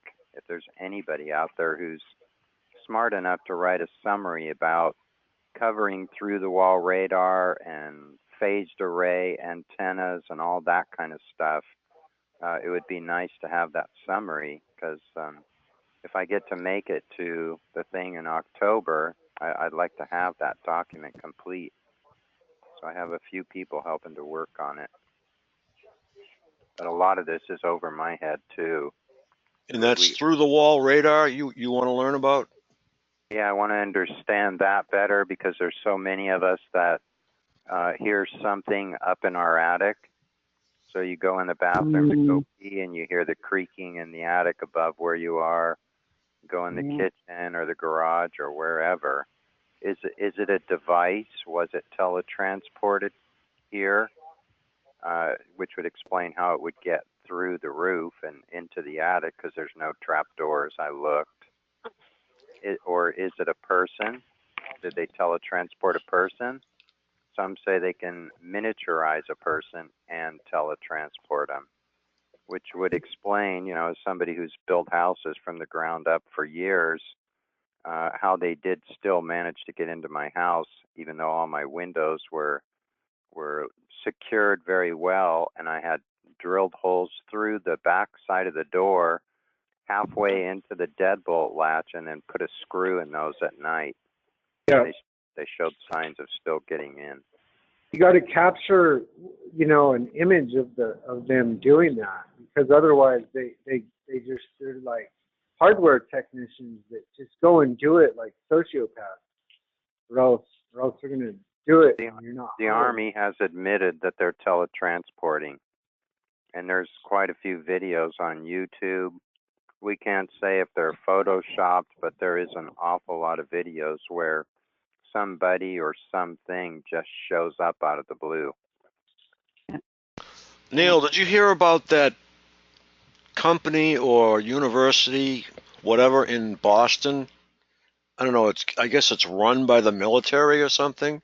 And there was a story that soldiers were transported from there. No, I haven't heard that. I can So probably. Neil posted that they transported from the U.S. into Germany, and I still disagree with that. I don't believe they did that. Why? You don't think there's teletransport technology? Nope. What do you think the Philadelphia experiments were about? Why do you think you never heard anything about it when they did that and some of those soldiers appeared with half their body stuck through the deck of the ship and died? I've never heard of that. No, I've never heard of that either. I have. Yeah. Go look up Philadelphia experiment on YouTube and you'll see the movie. The Army admitted it. Didn't they have like 6 massive dynamos on there, on that ship? I don't remember the details of what they did. It's been a long time since I watched the movie, but. What was the name of the movie? Philadelphia Experiment, I think. Philadelphia. Oh yeah. Yeah, that was the big one, but they haven't made any other movies besides that about teleportation. No, but the Army. MIT has a teleportation mechanism on site. Well, it doesn't matter how many movies they make. It could be pushing classified or declassified information, but I don't think that's like time warp type of technology, and I don't think that they have it. That's why they have the remote. Are you kidding me? Yeah, you're They right. have it. They do. They do have remote Yeah, neural are you monitoring. trying to? They've had it remote neural monitoring for like 100 years, just at different levels and storage capacities and interpretation from their computer, or from, originally it was like, oh, well, I can see their energy waves. That's how it was for like 50 years. And then it became computers. And then with the computers, they could store it and interpret it better. And then now, though, I don't see us teleporting or traveling time or anything like that. People can't even believe remote neural monitoring. It doesn't matter. Go do the research and you'll find out it's true and it's happening. It gives too much justification to some of the things that are happening. There's a 4-page Army research document from 4 whistleblowers talking about doing some kind of a parallel universe, multi-dimensional thing where they have about 5 minutes ahead of our time to be able to coordinate things, and that they can take over any person to use that person to do some of the street theater things that happen to us. So if that's mass surveillance. That's not teleportation. No, I'm saying they can plan for certain events to happen and then coordinate the timing of it to show up here in our dimension. There's some heavy stuff going on. Look up Michio Kaku, Michiokaku. He talks about parallel universes and a bunch of other stuff. He's dead now. Maybe they wanted him to shut up. You're behind the times. You should do some research. 5 years ago, I said on a shielding call, I think they can walk through walls. And Dwight said, oh, I think that's bullshit. And I said, well, I'll be back next week, because when I get a feeling about something, I end up finding information. Well, where did you get your information that there's teleportation? The Army admitted that they're using teletransportation. You'd have to do a search. That's old school, dude. That's like 1982, like them trying to scare you. Look at it right now. Breaking: Army scientists successfully teleport soldiers. There you go. And are you trying to come in October? Michio Kaku is dead? Yeah, I'm going to. Yeah, that's what I heard. He said. Yay! We'll finally get to meet. Well, hopefully, just think good thoughts. Got to pull some There you money. go. There you go. Well, you can always stay with me if you want. You both can. Okay. Thanks. Were you talking to me? Oh. Thanks, Mayor. No problem. Stay here. So you can watch the movie Men Who Stare at Goats with Jeff Bridges and George Clooney. And some of the kind of weird things that happened to me is I saw that. Yeah, no, I saw that. They put them on LSD like they were doing to everyone else. So then they tripped their whole army out. yeah, that part of the movie was funny, but the part about walking through walls, did you catch that? Nope, missed that part. Right in the beginning of the movie, the sergeant guy gets up from his desk and he goes, "I'm going in the other room." It's the same guy who plays the Marine guy in the Avatar movie. And so he gets up and he's concentrating and he's focusing and he's got to take these steps that have to be equal distance, symmetrically speaking, to be able to accomplish beating basically mass density. And so he slams into the wall and gets up disgusted because he wasn't able to focus and pull off what George Clooney and Jeff Bridges and some of those other special forces guys were already doing. Well, look what they did. They drugged them. They made them more stupid. And obviously you've been protecting yourself so that they can't do that to you. But they've done that to me, man. They made me fucking 10 times more stupid than I was six, I feel 7 that years too. ago. I feel that too. Believe me, I feel very stifled.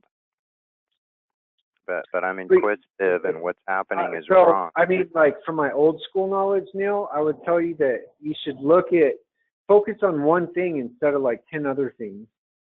I just found a patent for the walking through walls. Did you really? Mm-hmm. Patent number US 200 600 14125. Walking through walls. There you go. You know, it's just my fourth grade school teacher, Mr. Wallace, told us that everything's made out of atoms, and if you could, here comes someone to let me in. You could jump through a wall because everything's made out of atoms. Hey, will you let me in? I forgot my keys. It's raining really hard. Are those Lobos? Yeah, some say that the military-industrial complex is probably more like 1,000 years ahead of anything we know about, and that all of our modern-day digital toys are about the equivalent of the toys you get out of a Cracker Jacks box compared to what they have. The door's open. Yeah. Oh, I'll turn on the air conditioner. Yeah, I figured at least 30 or 40 years, but I began to think that you're right. Well, apparently, in this book that I've read most of, called The Deep Sleep by Tim Erickson, he talks about the timeline from 1947 with the Roswell event, and what's explained is a supercomputer that was taken off board that ship that crashed. Water and juice. And brought back to Area 51 and back engineered. And then goes on to his advisor, William Allen, who was an advisor for many presidents, was assigned the project to go to the coordinates that were found for Atlantis, and that they found a labyrinth there, and they found warnings of a cataclysmic event that happened every 3,600 years, which is asteroids in this case. And President Truman was quoted as saying, "Why would something we call God create something so diverse and beautiful and then allow it to be destroyed?" But the other thing was they found a lot of technology in that labyrinth building. So, of course, it became exclusive information, and that might have been where they got a big jump in the tech that's ahead of what we know about. And they built the first computer in, what, 47, right? Wait, is it that far back? Yeah, I don't know. Yeah. Oh, yeah, yeah. ENIAC. It had humongous ribbons, humongous computer. They were like 50 times larger than your average desktop. They were so big, and they were printing it out on like dots, you know, like 0 and 1. But yet they still had them back then in the 40s when they first invented them. It was as big as a gymnasium. Yeah, exactly. Yeah, your desktop computer or laptop was as big as a gymnasium back then.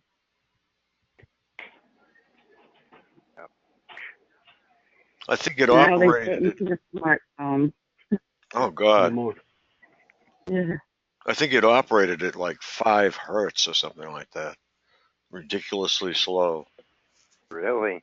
But what is it now? Like 500 hertz or something? It's up in terahertz processing. Very, very fast. Robert Duncan came on one of the R&D calls, and I said there's a Rife machine called an F-scan that will detect an incoming signal from a person's body, and then it runs through software, tells you what pathogens are showing up in your body, and then plays the resonant frequency output onto your body to kill those pathogens. So I said, what is the definition of resonance? To match the vibration. Everything is vibrating, even rocks, according to physics. And so by matching a resonant frequency, so by doing a formula, if you go to DNAfrequencies.com, where I buy frequency sets for pathogens, she does a mathematical formula that has something to do with the DNA sequencing, gene tracking, and that mathematical formula with mass and density gives her the frequencies that particular pathogen resonates at. So things like a Lyme spirochete, the head resonates at a certain frequency, the mid-body resonates at a frequency, and the tail end of it at a different frequency. Even though it's very tiny, it's actually classified as a bacteria, but it is spiral-shaped. If you blow up just the head or the mid-body or the tail, each part that got blown up will grow a whole new spirochete. So this is why it takes more than one. What is a spirochete? It's a bacteria that can drill holes through bones and get in your whole system and get inside cells. It's real quick, right? Like real quick, like 10 minutes later, you already have the bacteria from your toe to your throat. No, I wouldn't say it proliferates that fast. It takes a while for Lyme disease to take on. If you get bit by a mosquito or a tick or a mite or a flea, that's carrying Borrelia burgdorferi. In a matter of months, your whole body's going to hurt and you're going to know something's wrong. But it's much more involved. There's other pathogens besides just okay, so the lymphatic system in a spirochete, let's try to keep it in frame. Which one travels faster to the body, a spirochete or the lymphatic system of the human to travel bacteria? I don't know that it's recorded how fast they go. It's a matter of proliferation before it becomes systemic. Okay, so systemic is another thing, and once something's part of the system, then it's part of the system. So it could travel like as fast as the system travels. So if someone shot you with something that had a pathogen or a bacteria or what have you not, if they shot you on the bottom of your leg, like around your ankle, let's say, and then it would 10 minutes later, the virus or whatever it was traveled up through your system and gave you a body ailment in your mouth. That's been happening to me a lot. So that's, you know, that's, I don't know. Why do doctors act so ignorant to that? You know, it's like, oh. Because if they got to the causal agent, they would profit. You know, the doctors act slow even though they have all this knowledge in their head, and yet they act slow. So I'm trying to figure that out too. That's how they were trained, because they're making more money by treating the symptoms instead of getting rid of the cause.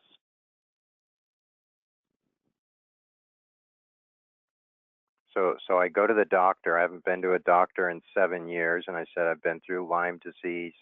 Here's a blood test. All I have left from the fire for a genetically altered mycoplasma, which is against the Nuremberg Code and the Geneva Convention. Immediately, the nurse practitioner's eyes glaze over. Okay, you had Lyme disease, then I'll do a Lyme test. I said, don't use Western blot or polymerase chain reaction. It's inaccurate. I want a fluorescent antibody or an ELISA test. So what does she do in her mainstream medicine ignorance? She runs a titer test to show how long I've had the spirochete Borrelia burgdorferi. And I said, did you run Bartonella, Ehrlichia, Babesia, and the altered mycoplasma to see if they're still around? Well, no, I didn't. Why did you take 3 vials of blood from me and not get all those tests run? Oh, you know what, Neil, when they drew blood for me, they sent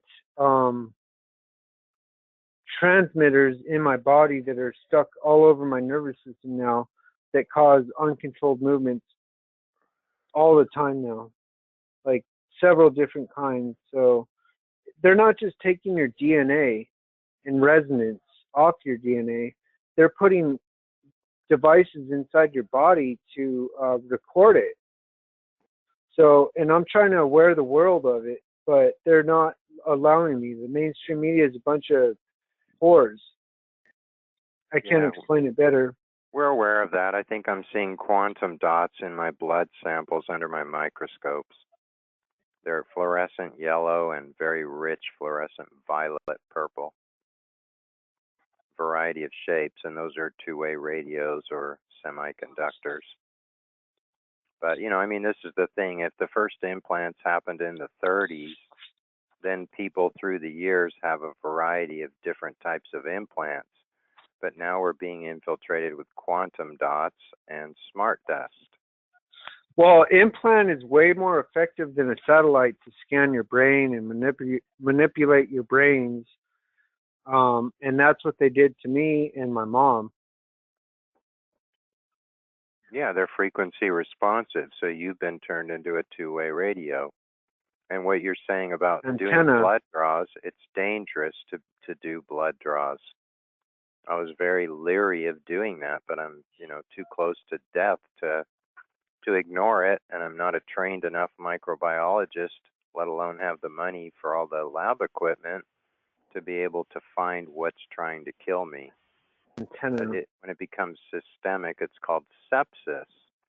And so I just watched an article tonight about using some kind of a process with magnets, and they pull the blood out of the person's body. They run it through a filter that also has magnets, and it grabs all the pathogens, and then they put your blood back in your body purified. So they're apparently, it comes out of Harvard. They're saving people's lives because there's a high rate of people dying from sepsis. Well, it's like they say, you can like kill lives and stuff with these neuroprosthetics. You can also destroy lives, and that's what the CIA are doing with the medical industry and the military industry.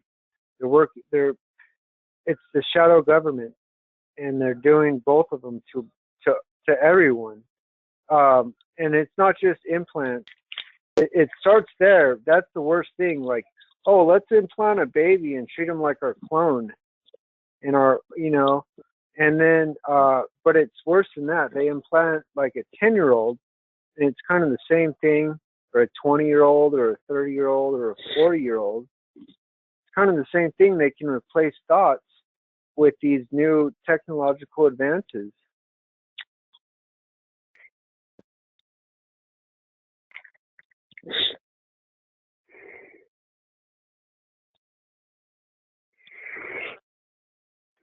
Interesting what one of our intelligent researcher people is saying here. She says they have us on a separate false timeline, a repeat in a computer-generated matrix world. Yeah.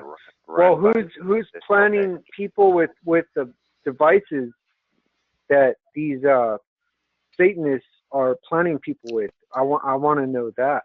I want to know who hired George Bush as the head of the CIA, because his grandpa was Adolf Hitler's top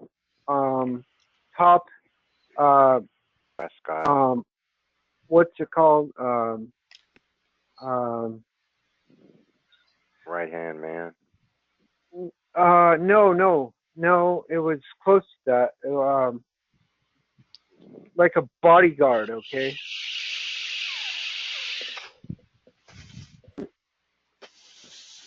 Yeah, they have quite a history, and they've infiltrated our country, along with England, with Rockefeller, Rothschild.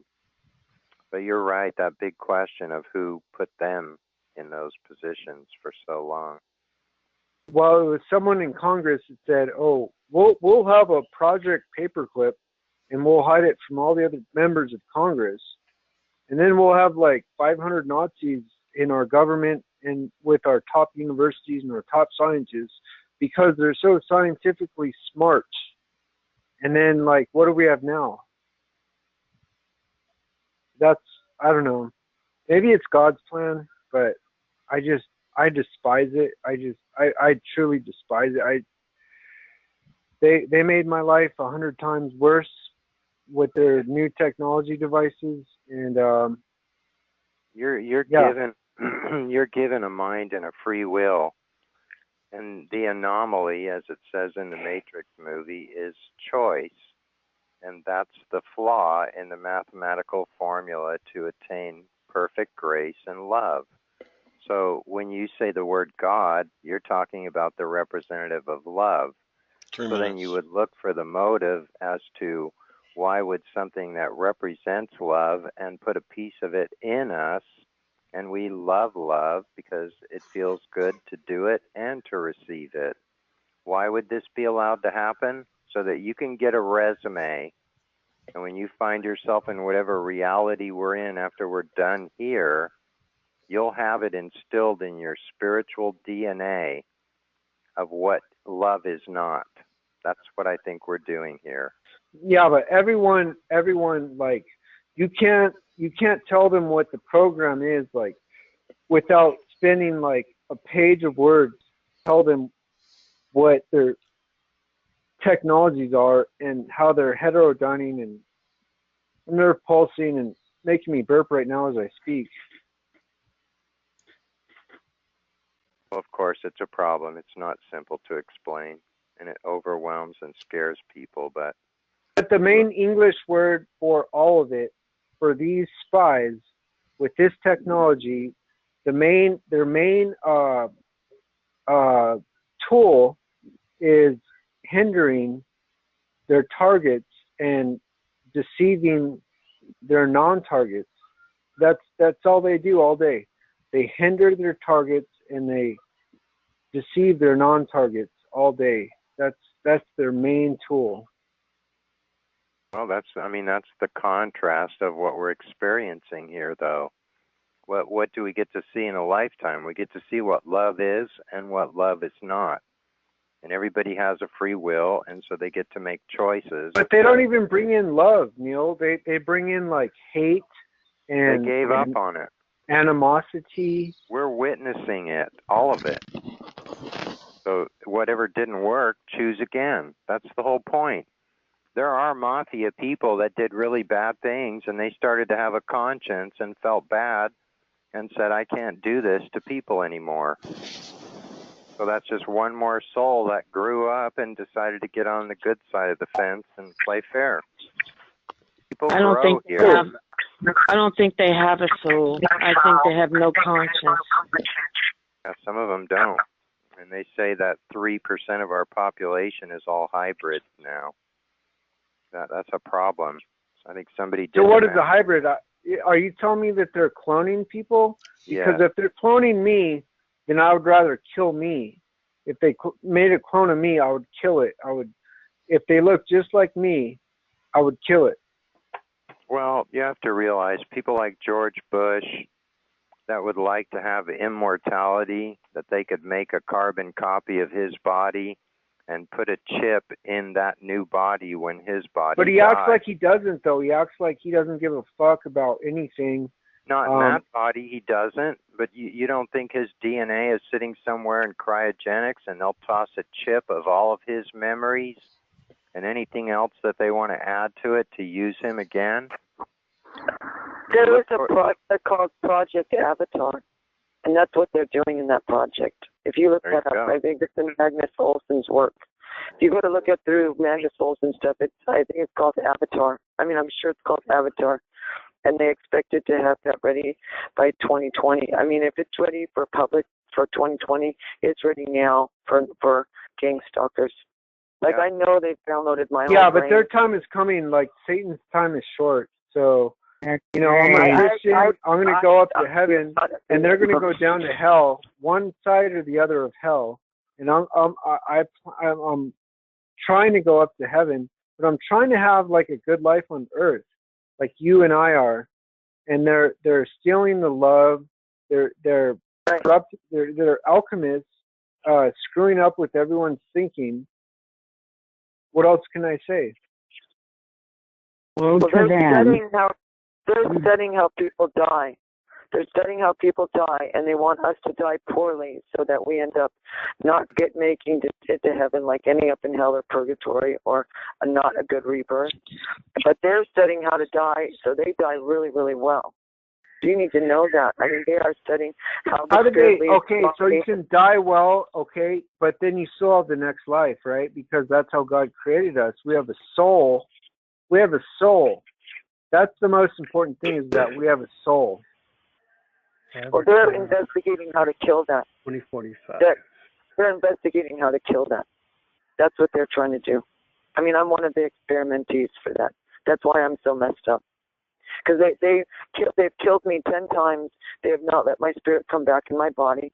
They did all these gang stalking weapons on all the inputs where my spirit would come back in my body. Because I died 3 times before I became a TI. So I know what it is to die, go to God, and come back. I know what that's supposed to be like.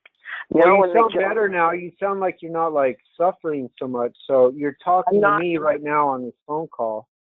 Yeah, I'm not in an agony frequency. They don't have me in the agony frequency.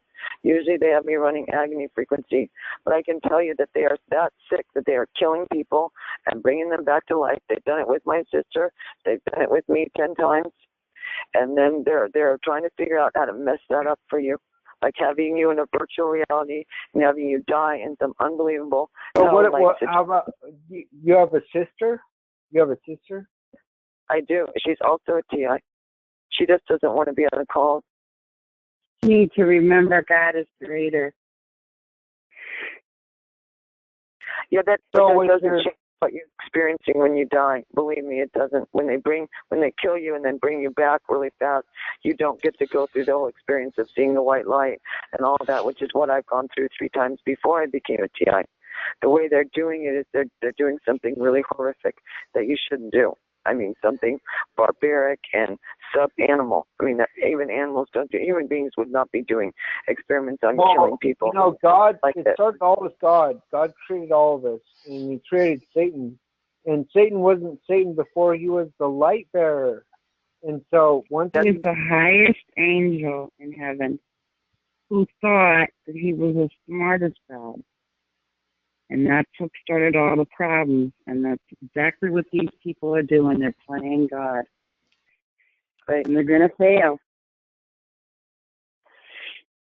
Once he became the light bearer, Satan try to contest God and say that, you know what, I'm going to take over everything. I'm going to run the big show.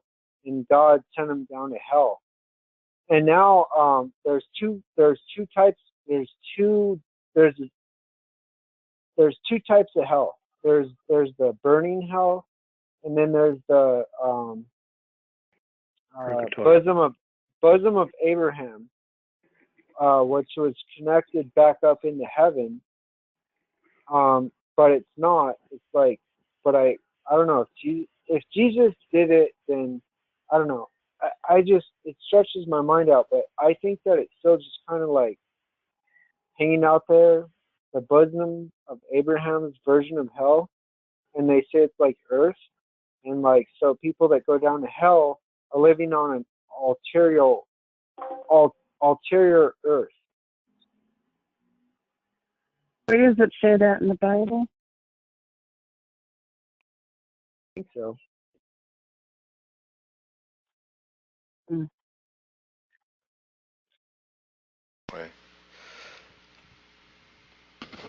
Okay, people, I'm going to wrap this call. Right on. Thanks for doing it, Frank. I'm sorry I haven't made it to more. I'm just so busy. We'll catch you Sunday night. All right, sounds good. Thanks again, man. Take care. Hope you feel better.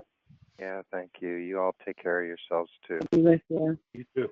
Thanks, everybody. Great call. Thank you. God Thank bless. you, Frank. God bless everybody.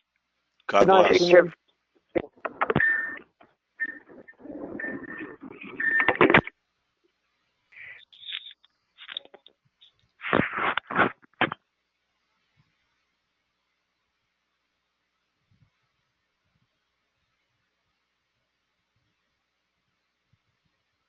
God bless.